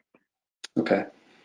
So is part of your proposal to eliminate some of the grass toward the Stony Brook side of the lawn from where you're putting those trees, and I'm not sure if you're having some kind of a barrier in there as well to stop all the fertilizer coming down from your lawn, since that's the direction I guess you just said it went from the rain. So what's your plan on, because I see all these trees that were on the plan that were for 2013, but then I don't, heading toward the wetland and towards Stony Brook, is that grass in there, or is that lawn, or is that going to be all made natural? No, I think it's supposed to be more natural, but the problem is landscapers don't listen to us and just go on and mow where they want to mow. And so we feel like if we have that fence and buffer planting, they won't be able to, right? Okay, I guess I didn't see a buffer planning plan. That's why I missed that one too. I missed the other one. All I see is the trees from 2013, and then it's wide open until it hits Stony Brook. Do you have a whole plan for that? We do. So we have about approximately 100 feet of a line where we're going to add, native plantings. The landscape architect suggested northern spice bush, winterberry, the sweet pepper bush with the white flowers. So yeah, no, I think we could do a really good job with the native plantings right there along that fence, that if we were able to put it in. Yeah, did you submit that with this plan? No, it wasn't submitted in time, no. I think we need that. My personal opinion is we need to have that to move forward, but we'll talk about that. The others can talk about that. The other concern I had was over on the west side where you're putting the Caltech. That's a super low wet area, and that little pond is near there. And so what I heard from one of the other applications tonight is that's a bad place to put Caltech because it's too wet. So I just wonder, one engineer says that's not a good idea, and this engineer says it is. I'm not an expert, but I'm curious how that all works. What was the word you used? The coal what? A Caltech. You've got it on your, maybe I'm pronouncing it wrong, but you have it on your plan where you're going to put underground storage areas for the water runoff. And that area is, and you actually, over the top, it looks like you have some kind of, that's where your construction material is going to go in. This would be to the left of your pool, if you're looking at the plan. Right. Yeah, for the record, this is Dean Martin, professional engineer. I could address that issue. Right. The Coltex will be placed on the western side of the pool. We will be raising the grade approximately 1.5 feet in that area to compensate for putting those Coltech units in there. there was soil testing done throughout the backyard, and you know, at the time the house was constructed, and there was no high water table found in that approximate area. You know, hence we were able to install the septic system in the backyard because that's where the better soils were on the property. But we will be raising the grade right where the Coltech units are to be placed. Okay, that's all I had. Thanks. Michael Irvin? Hey, Bill, I think just as reference, there's a pool planting, or hold on a second. Oh, is there? Okay, sorry. The pool drainage plan. And Okay. I believe Ms. Shanley was speaking to the trees plantings per 2013 approved plan. Okay, yeah, I missed that then. Thanks. Yeah, no worries, no worries. And I have no questions. Thank you. Okay, Jim Millard? Jim, you're on mute. I hope I'm no longer on mute, and I apologize to all for that, and I have no additional questions. Thank you. Thank you. Peter McGinnis? I don't have any questions on the plan. Thank you, Ms. Shanley. I just had one general question. The dam that's in Stony Brook, is that serving a purpose, and did that impede in any way the water flow during our tropical storm Ida? I mean, do I know that? It didn't seem to impede it. I think if anything, it slows it down a little bit, but I don't know when that dam was put in. Thank you. Thank you. Carolyn Bain? Hi. The pool was shifted to the west, I think you said about 15 feet or so from the original approval. Was that because the septic system was not installed where it originally was approved for installation? I mean, I'm looking at the current plan and looking at the original one that was included, and it's just ever so slightly not where it was drawn on the original map. So I'm wondering, you know, maybe that was because there were rocks, or there was a reason why it wasn't you know, dug in the original spot. And is that the reason for the shift in the pool location? Yeah, that's right. We bought the house from a builder before it was finalized, but way after that part. But my understanding is that it was, you know, it was where it's supposed to be, but just in a different, slightly direct direction. And so, yeah, you know, Franco can talk a little bit more about how, like, the edge of the water and the septic tank have to be, you know, exactly that 25 feet, if not more. And that's why we had to shift it over a little bit. Okay. Right, Franco? Okay. Yeah. And the other thing is, the plantings from the original plan, you had mentioned that you're adding the additional buffer plantings to replace those that didn't survive on the southeast of the property. Were they ever installed? They were installed, but they just didn't survive? You know, to be honest, when we bought the house, we didn't have this information. So if the builder, I don't know if the builder put them all in. Okay. Okay. So I mean, in fairness, honestly, I think that we've maintained the property and we have landscapers, but I don't know that the builder actually did his end of the bargain and put them all in where he's supposed to. Okay. But we plan to.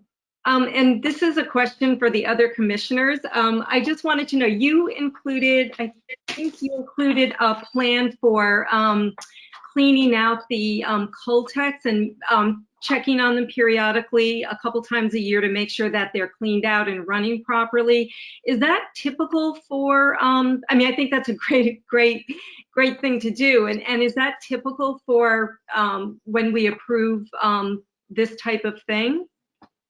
Yes, in almost every case, when an engineer such as Dean Martin of Grumman Engineering or any of the engineers you'll hear from tonight, they do submit a stormwater management plan, whether it's for a rain garden or a Coltech system or whatever it might be. We do require a drainage maintenance plan to be prepared by the engineer, and we refer to that and oftentimes condition the approval and/or file something in the land record, such that when people buy a property, they're aware that there is a drainage system on the property that they have to maintain.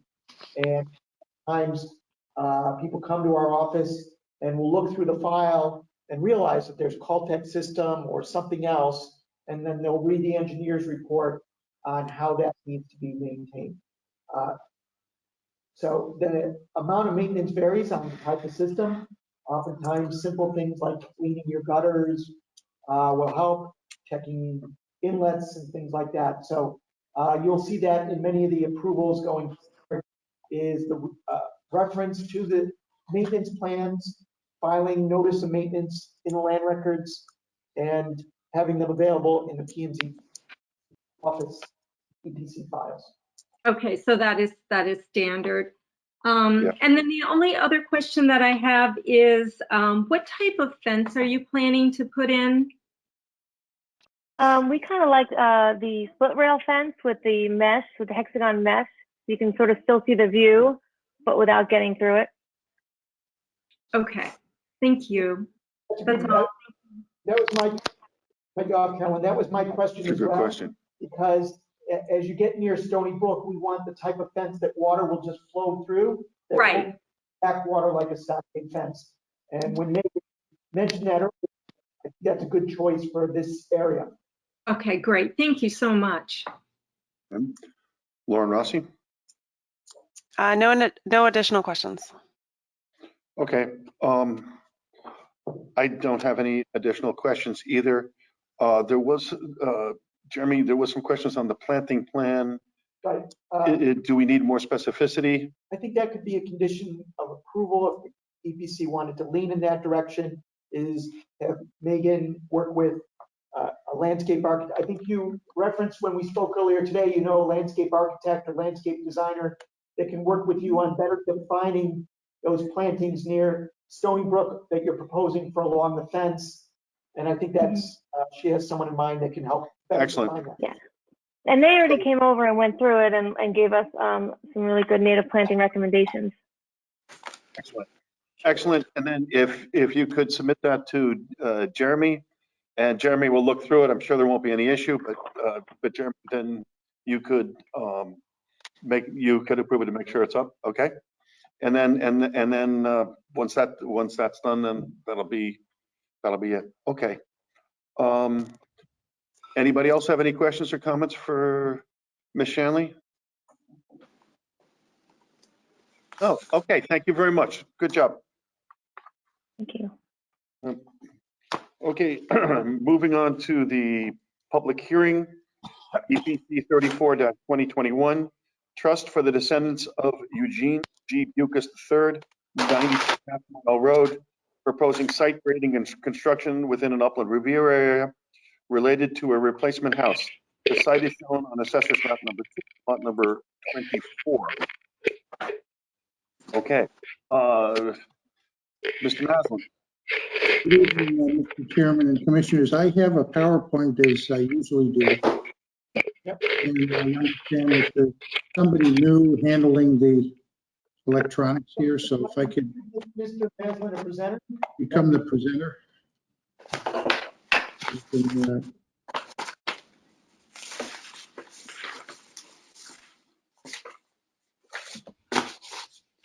Hold on, Bob. Okay.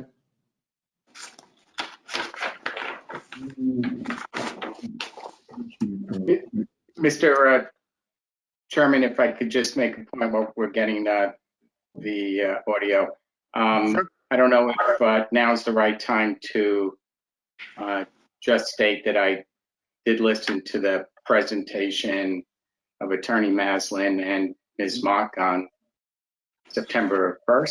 And if it is agreeable with everyone, I feel qualified and competent to participate in this. Great, thank you.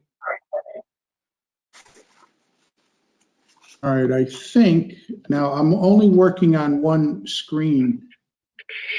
Let me, oh, that's not gonna work. Hold on, just bear with me for a second.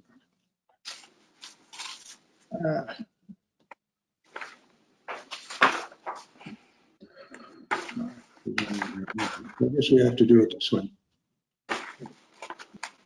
Okay. Looks like my presentation is up on the screen here, and I'll do the best I can to zip through this fairly quickly because you had an overview the last time.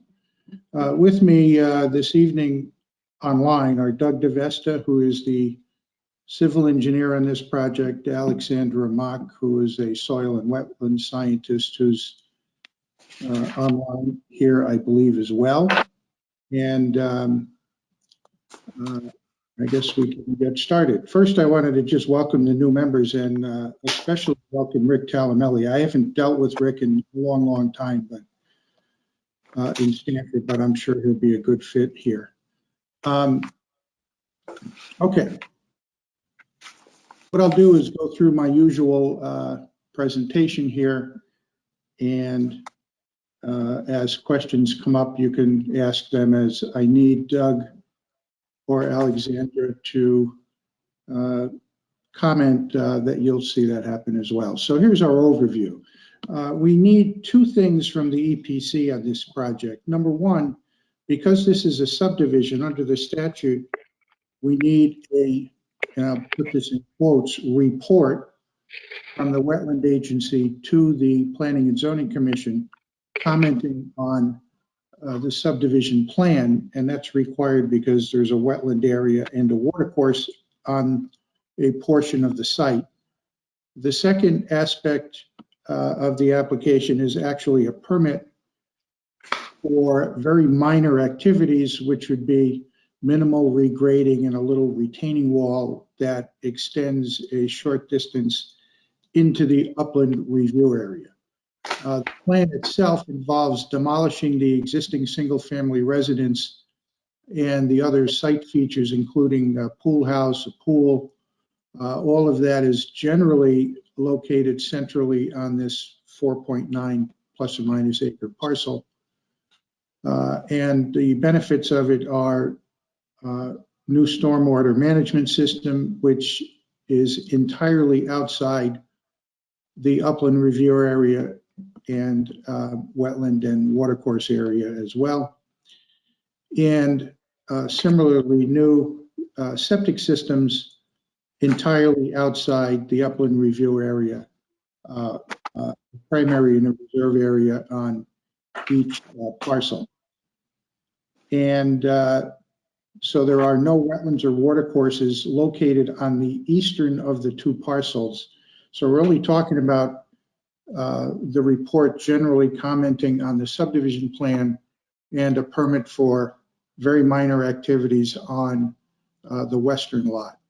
I see Joe Canis is a name on one of the people in this call. We have a pending subdivision application, and Joe is engaged by the town, I guess, technically the commission, the EPC, and the Planning and Zoning Commission to conduct a peer review. I don't think he's gotten very much into it, but what I would suggest is, because most, if not all, of his review will involve the stormwater management and septic systems, neither of which are within the EPC jurisdiction according to the plan, that we can hopefully finish this public hearing tonight and leave the issues that Joe would be commenting on for the planning and zoning hearing, which I believe is early in November. I don't have my calendar in front of me, but I think it's about around then. All right. So with that, I got to figure out how to, oh, here we go. Okay. Aerial photograph. The site is right in the middle here. This is the property here outlined in blue. It's at the corner of Half Mile Road and Hollow Tree Ridge Road. And you can see that this site, first of all, is almost entirely developed. This little squiggly line down here where my red dot is the existing water course. It connects the pond that's up off to the west.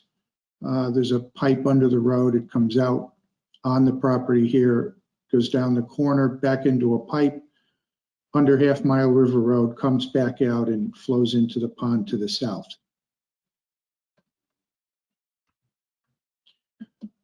And I think I'm not my usual place to do these, so I get a little, all right, here's a close-up.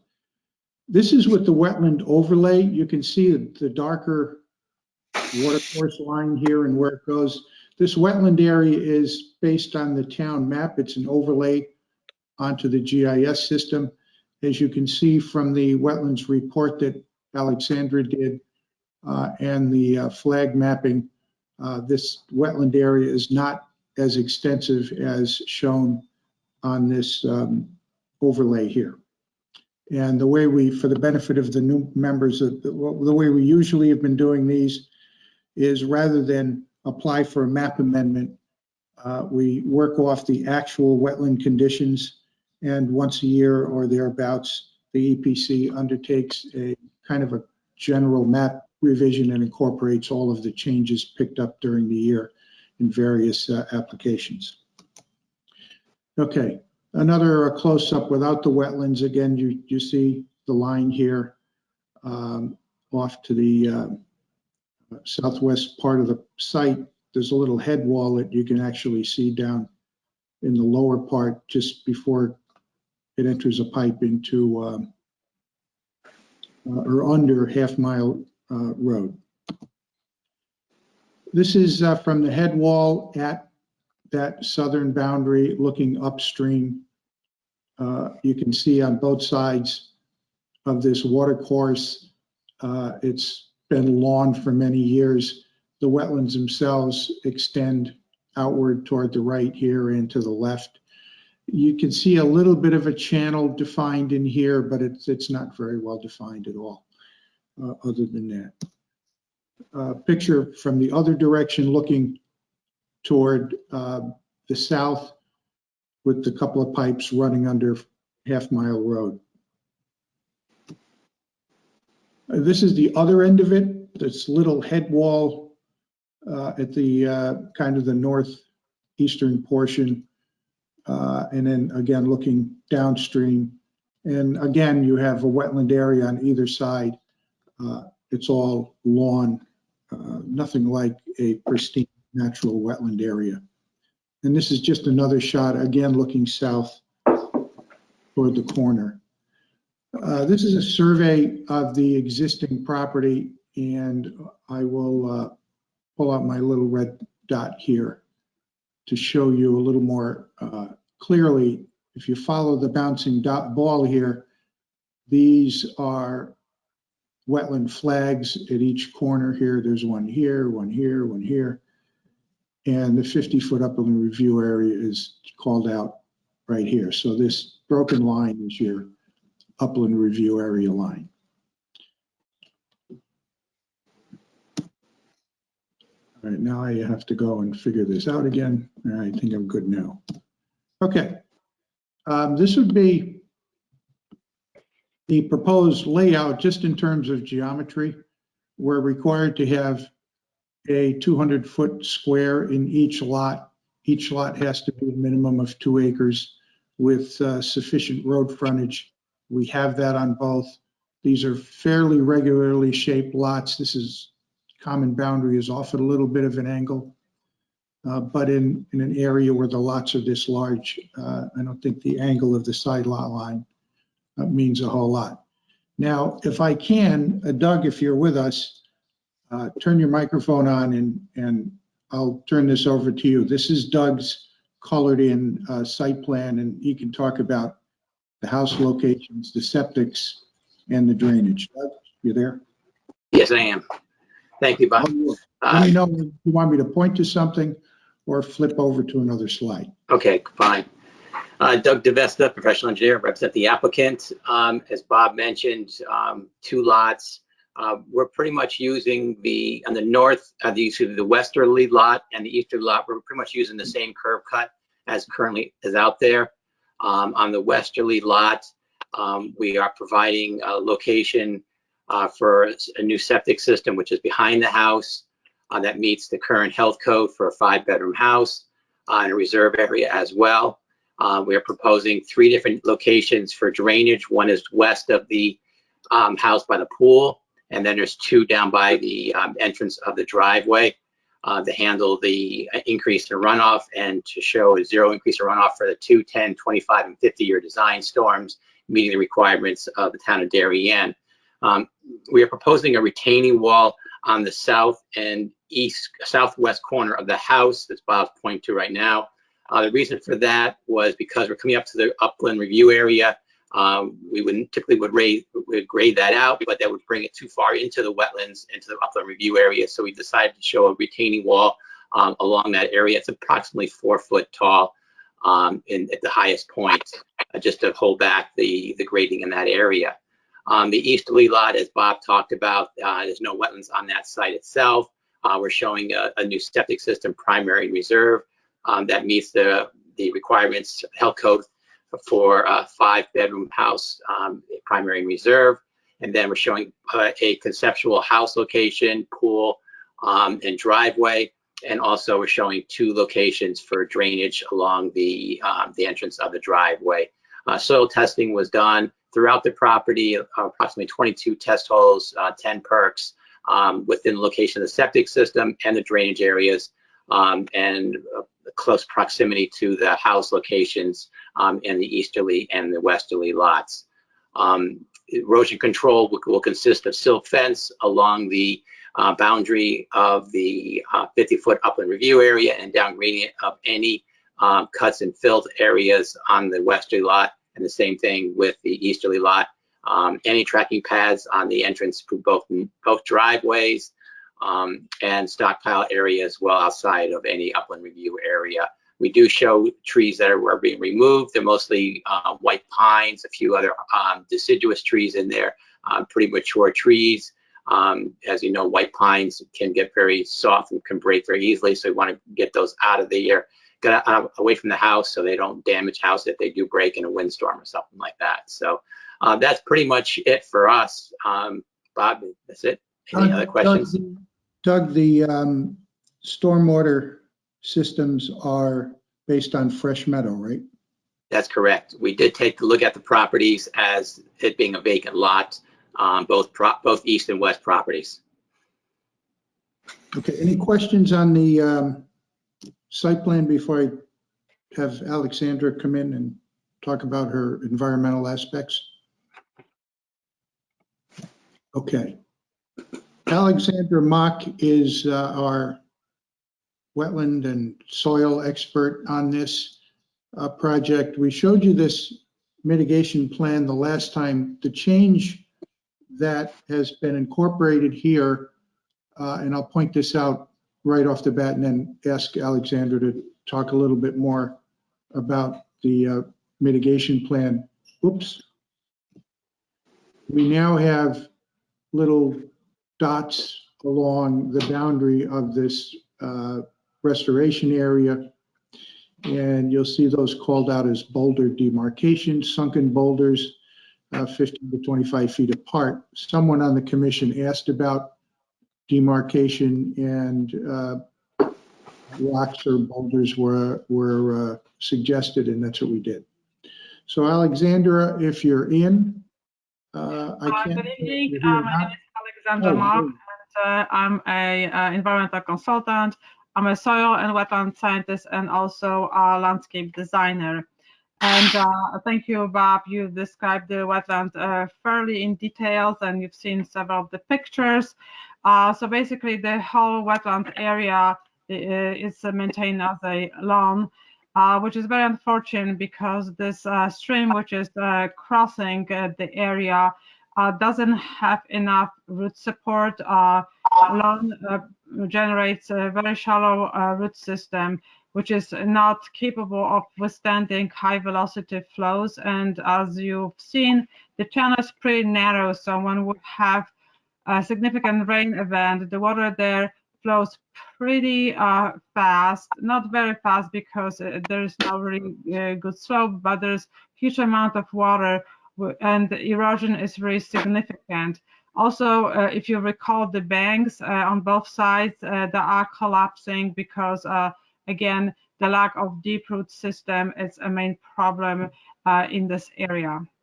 In terms of the function and values of this wetland, we have 12 function and values, and for those of you who never heard them, I would just go over the list. Out of 12, only 2 functions are accounted by this wetland or served by this wetland, which is the groundwater discharge and the recharge, and flood flow alteration or attenuation.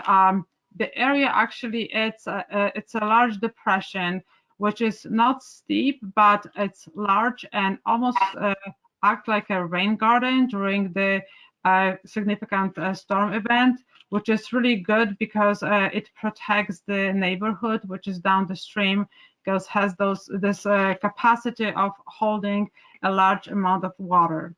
Other functions and values include fish and shellfish habitat, which is none. The flow is significant probably during the fall and spring, during the wet season, but not that much during the summertime. Sediment retention, it's none because we don't have really vegetated cover, which will act as a good filter. Nutrient retention, this is problematic because whenever you have a lawn and the average lawn is usually maintained with use of pesticides and synthetic nutrients.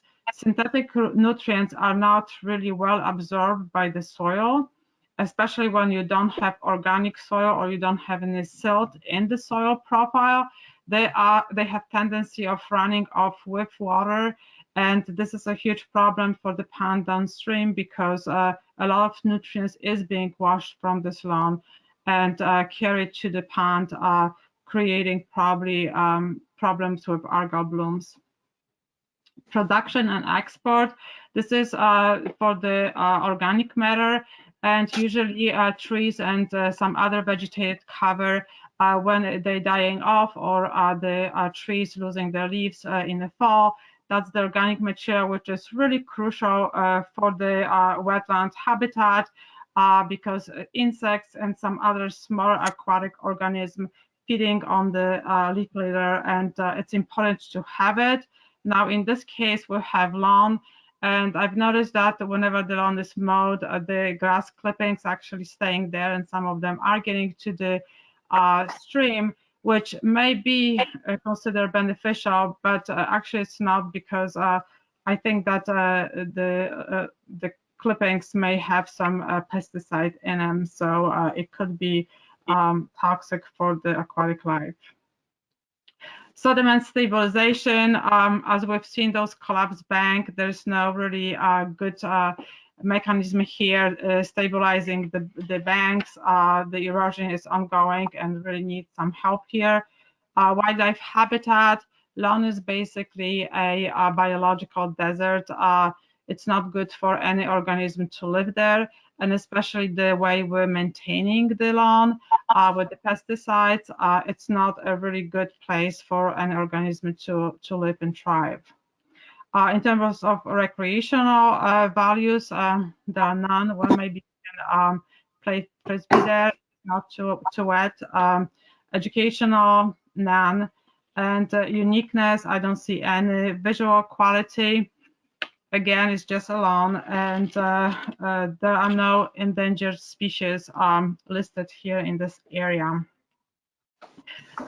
So because this is a connector between two ponds, which both of them are off the site, so one is to the north and one is to the south, it is important to actually restore this habitat and create proper connections. So when wildlife migrate from one area, from one habitat to another, actually have shelter and have some food source and enjoy their migration. The way I'm looking at this development, which is located mostly outside of the buffer area, will have some, it may have some short and long-term impacts. The short-term impact will be related to the soil disturbance, and this impact will be fully addressed by the use of proper soil erosion controls. And you can see that we have a line of silt fence on the map. So this will be adequate to prevent any potential sediment of getting into the wetland area. The long-term disturbance or long-term impact will be related to the tree rolls. None of the trees will be removed from the buffer area. They are going to be removed from outside of the buffer area.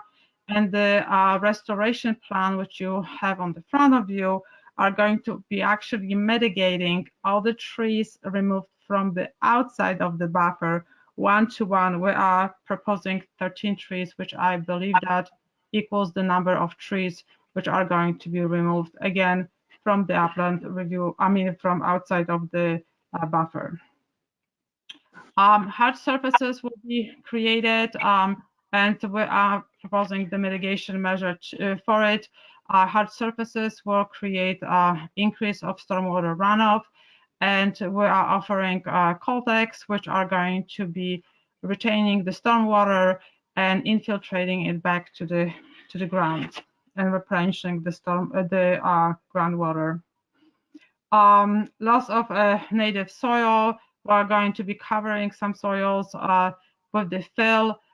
Before we do this, though, we are going to be scraping the topsoil. This is the one of the best management approach to the sites, and then we're going to be stockpiling it, and we are going to be covering the fill with the recovered topsoil to restore the more friendly environment for the plants to grow.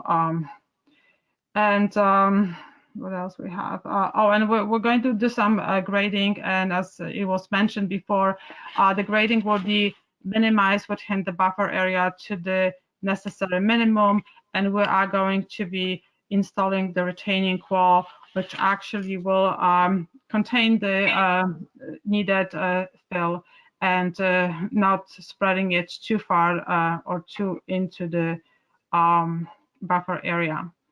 Also, the proposed plan is going to have actually really net benefit for this entire area, and we are going to be turning this non-functioning lawn wetland into a beautiful meadow full of native plants. And we're going to be installing 2,000 plants. Existing lawn is really easy to work with and probably an ideal situation for installation or turning into a high function native meadow. Basically, we are going to be planting the plaques into the lawn, and the lawn is going to be serving as the ground cover, so we don't need mulch, and also prevent the weeds from growing. But at the same time, the native plants are going to be taller and eventually are going to be shading over the lawn, and the lawn is going to be dying off, and the native plants are going to be replacing it. And I'm very excited about it.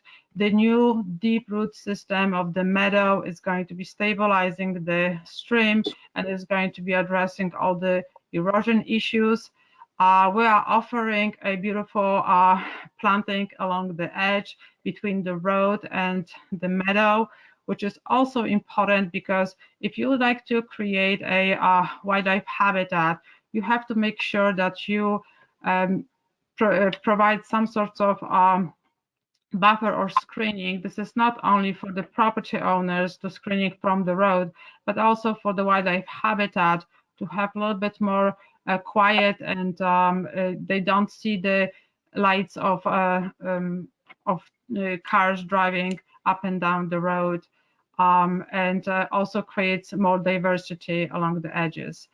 And what else we have here? We're offering 93 native shrubs, which is almost 100. So we believe with this beautiful and large restoration proposal, this project really will benefit the natural environment. And we're offering the boulders, and we're asking that the Commission agrees that those boulders are going to be set apart as far as possible. And we would like to, we agree to have them because it is easier to enforce the meadow edges when you have some sorts of marker. But because we really would like this to be aesthetically pleasing and not having a line of awful boulders, which sometimes does not look really good in the landscape.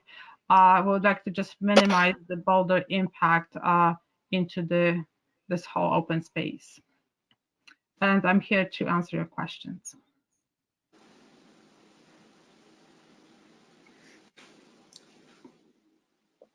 Robert, you're on mute. Yeah, okay. Oop, now here we go again. All right, hold on. Okay, good point to just point out what is actually in your jurisdiction here. This line right here is the 50-foot upland review area boundary. So everything to the left or to the west of this line is regulated under your jurisdiction. So that would be the part of the stone wall that's along here with 1, 2, basically 1.5 maybe adjustments to the contours right along in here. And that would be it. And the other is the corner of the footprint of a conceptual house right here is, it looks like it might encroach a little bit, but it won't. When we, when the foundation's laid, the planning and zoning department's going to require a foundation as built to make sure that that's outside your 50-foot upland review area. And with that, if anybody has questions for Alexandra,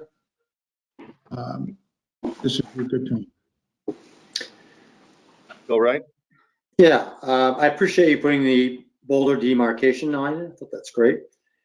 Just curious, on a native meadow, do you have to periodically do some kind of mowing of some sort, like a field mow, to prevent brush from growing through that? I'm just curious what the long range maintenance is of something like that. An excellent question. So yes, because of the natural succession, you're starting with meadow, then the meadow naturally develops into a shrubby area, and then you grow a forest. So to stop the natural succession from happening, meadows should be mowed at least once per 2 years, because you will see birds bringing seeds of woody shrubs, and they will try to grow there. So if you don't mow, basically you are going to be watching the area turning into the shrubs and then the woodland. And also it's healthy to mow the meadow. It's good to mow the meadow after the growing season, either late fall or in the winter, because meadow is being heavily used by pollinators as the habitat, and they laying their eggs, and they surviving the winter there. So and also it's used for birds to nest in early spring. So it's good to observe those.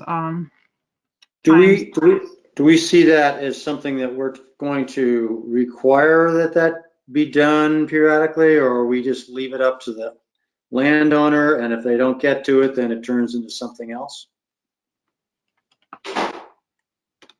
I think if you put so much into it, and planting with those 2,000 plants and you invest in it, I'm sure that you would like to maintain this as a flowering meadow rather than growing shrubs. And usually the shrubs which will grow first are going to be the invasive ones. So certainly you don't want those invasives to be there. Okay. Thank you. We've had a similar meadow type arrangement. The one that comes to mind and might be probably the most obvious is the meadow areas up at the corner of Brookside Road and Stephen Mather. Right. There's a couple of areas that belong to the land trust that they mow twice a year. And that seems to work out well. Okay. Other questions? Michael Urban? I got no questions. Thank you, Bob. Thank you. Jim Millard? I have no questions, Mr. Chairman. Thank you. Thank you. Thank you. Peter McGinnis? No questions, thank you. Carolyn Bain? No questions, thank you. Lauren Rossi? No questions. Thanks. Great. I don't know if there's anyone here from the public. You want to go to Joe Canis next? Yeah, let's go to Joe. Okay, thank you. For the record, my name's Joseph Canis. I'm a licensed professional engineer in the state of Connecticut. Was retained by both the Environmental Protection Commission and the Planning and Zoning Commission for the review of the stormwater and sediment erosion control and landfilling and regrading on this application. I visited the site with staff on the morning of September 21st, and I wrote a letter dated September 23rd. But it sounds like from Mr. Maslin's introduction, he might not have had the benefit of that letter. No, I did not. Didn't see okay. that. I just checked the online application file and I didn't see it unless it was there and I missed it. Okay, well, I'll give you a quick overview of the letter. Just to start off, there's no major showstoppers. There's it's just minor details that could be, that frankly could be addressed later as part of the planning and zoning process. But the application does use the fresh meadow approach. It meets the water quality volume and it documents no peak increase in runoff from the site. So it meets the three big criteria of Darien drainage design. So that's, I did have a couple minor questions and details. One was while we were out in the field on September 21st, we did notice that there was some debris that was building up in front of the culvert. I just request that that be cleaned out. Again, I don't see that as a major issue. Just some clarification on the contours. There's a mislabeled contour, but again, that doesn't affect anything. It's just more of a clarification. I also had a question on basement sump pump discharge. I know on other applications there was a similar discussion, but looking at it in more detail, it looks like the test holes show that groundwater is down actually surprisingly pretty deep around the house. So that actually the sump pump shouldn't be an issue. The groundwater is actually below the basement floor elevation. So I think that's already addressed. And just some comments about providing some additional support on the drainage design, for example, watershed map, and then defining the overflow grade elevations on the lot 2 detention systems to make sure that they're actually lower than the grades of the catch basins in the system. That way, if they, the water comes out of the overflow grades as opposed to the upstream grades.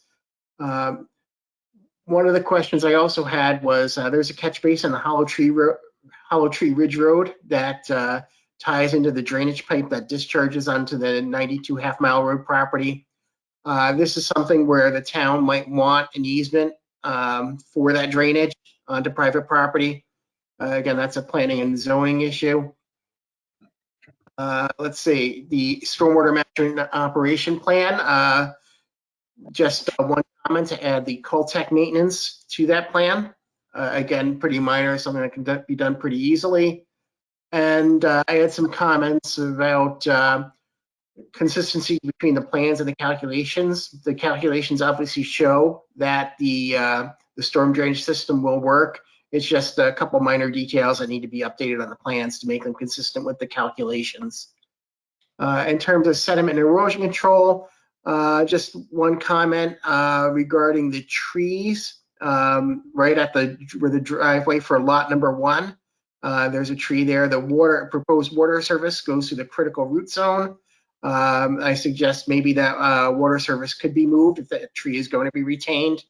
Probably move into the driveway to get it away from the critical root zone. And I also requested a silt fence be added along the south side of lot number 2 because that is a downhill side and there's some work being done in that area. So I think we need to protect Half Mile Road from any siltation that's coming from upslope. And then my last comment related to grading was we have pools in these backyards. It might be wise to have a shallow swale that takes the water around the pool as opposed to having a sheet discharge across the pool deck. Again, all minor comments that I think can be handled as part of the planning and zoning process or as conditions of approval. There's it's just minor filling of details, but otherwise the stormwater management system is prudent and meets the regulations. Apologies to Bob and Doug. I just went through my emails. I just forwarded you Joe's letter of September 23rd. I'll get that out to the EPC members as well. I just missed sending it out. Yeah,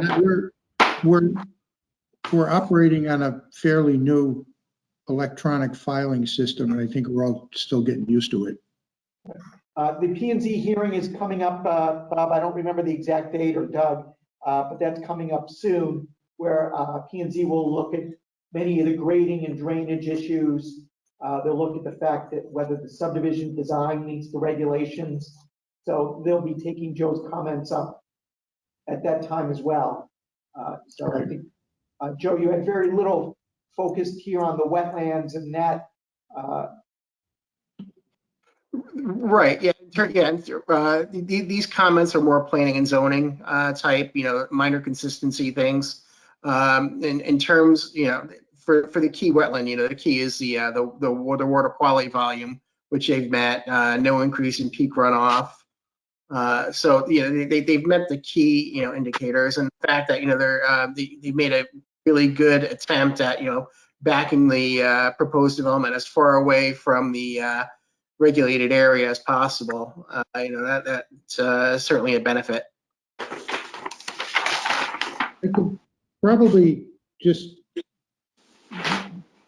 mention a couple of things on the details, and all. Doug can update his plan and get it back to you as part of the subdivision process. There is a watershed plan that Doug uploaded electronically maybe a week or two ago. So that's actually in the file. I don't know if you picked up on it or not. Again, this is a new system we're trying to get used to here. And I think the rest of it sounds like you're generally okay, even down to the test holes that were done in the low groundwater level. So we don't have to worry about sump pumps running all the time. Right. Yeah. On this one, based on those test holes, sump pumps don't look like there'll be an issue. Okay. Doug DeVesta, do you have any thoughts on any of what Joe and I just discussed? No, I did submit, I think the day after or 2 days after our last hearing on September 1st, the watershed map. So they were uploaded up onto the files, onto the online filing system there. No, I don't. I'm just sort of prosing Joe's comments here. I mean, some of these things are just minor issues that we certainly can address and take care of during the planning zoning application hearings. Okay, Thank Okay, you. is there any member of the public that would like to speak?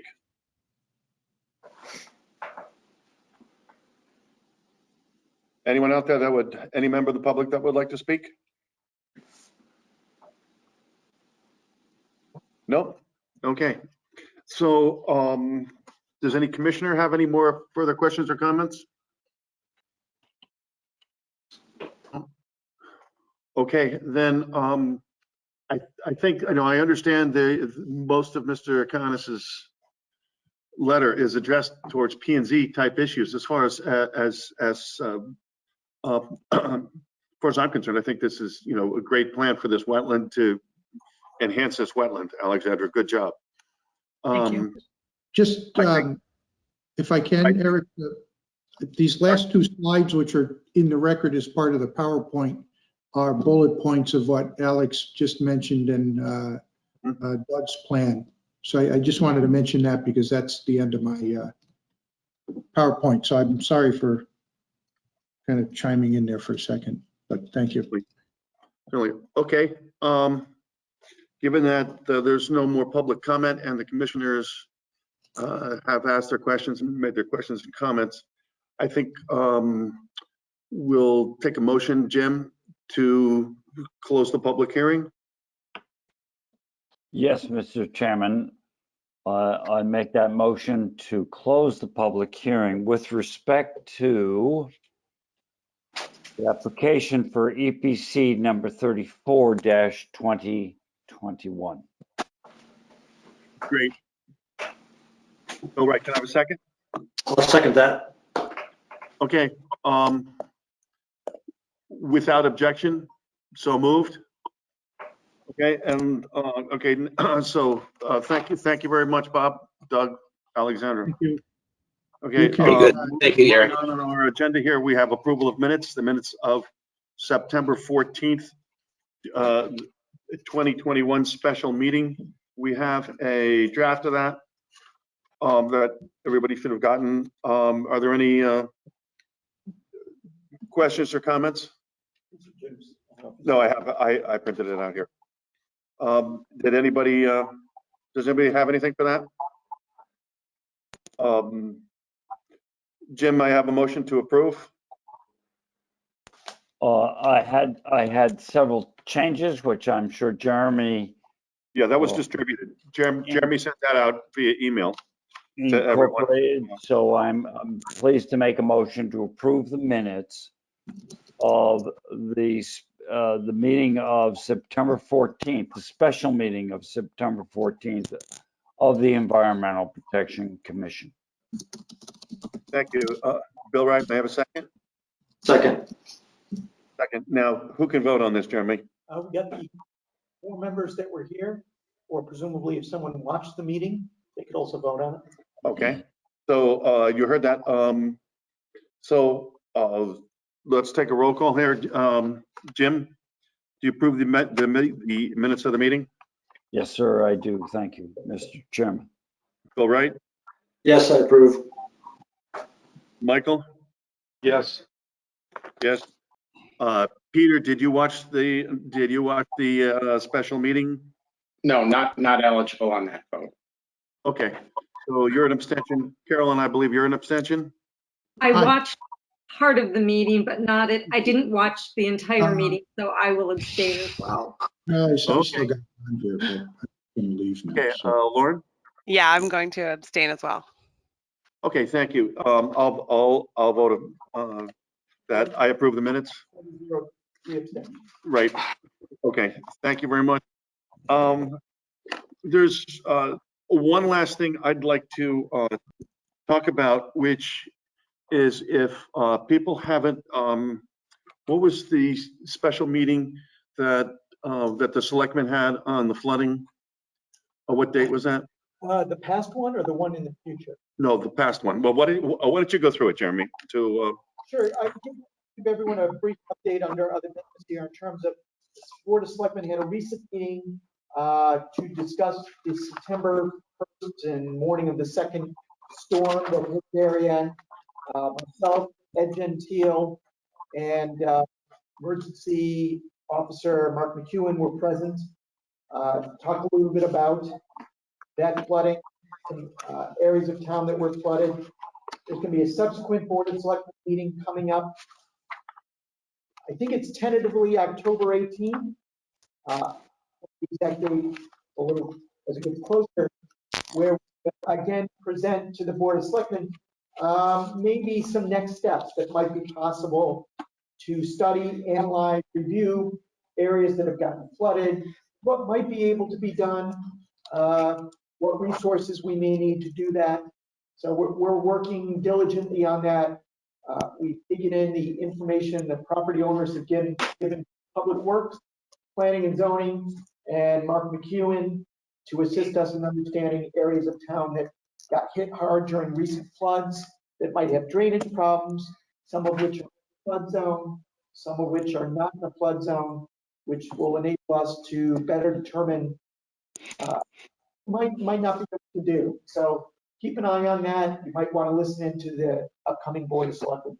Could you, when that solidifies, could you send out, could you just do a blast email to the EPC members? Sure. Just saying, hey, there's a meeting and this is what they're going to cover.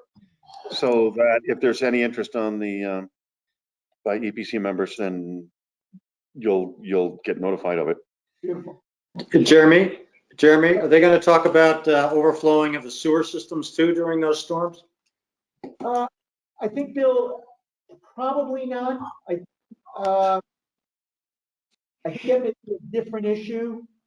I haven't spoken to Ed Gentile about exactly what we will be discussing during that meeting yet. Okay. Thank you, Jeremy. So with that, Jim Malott, can you give me a motion to adjourn?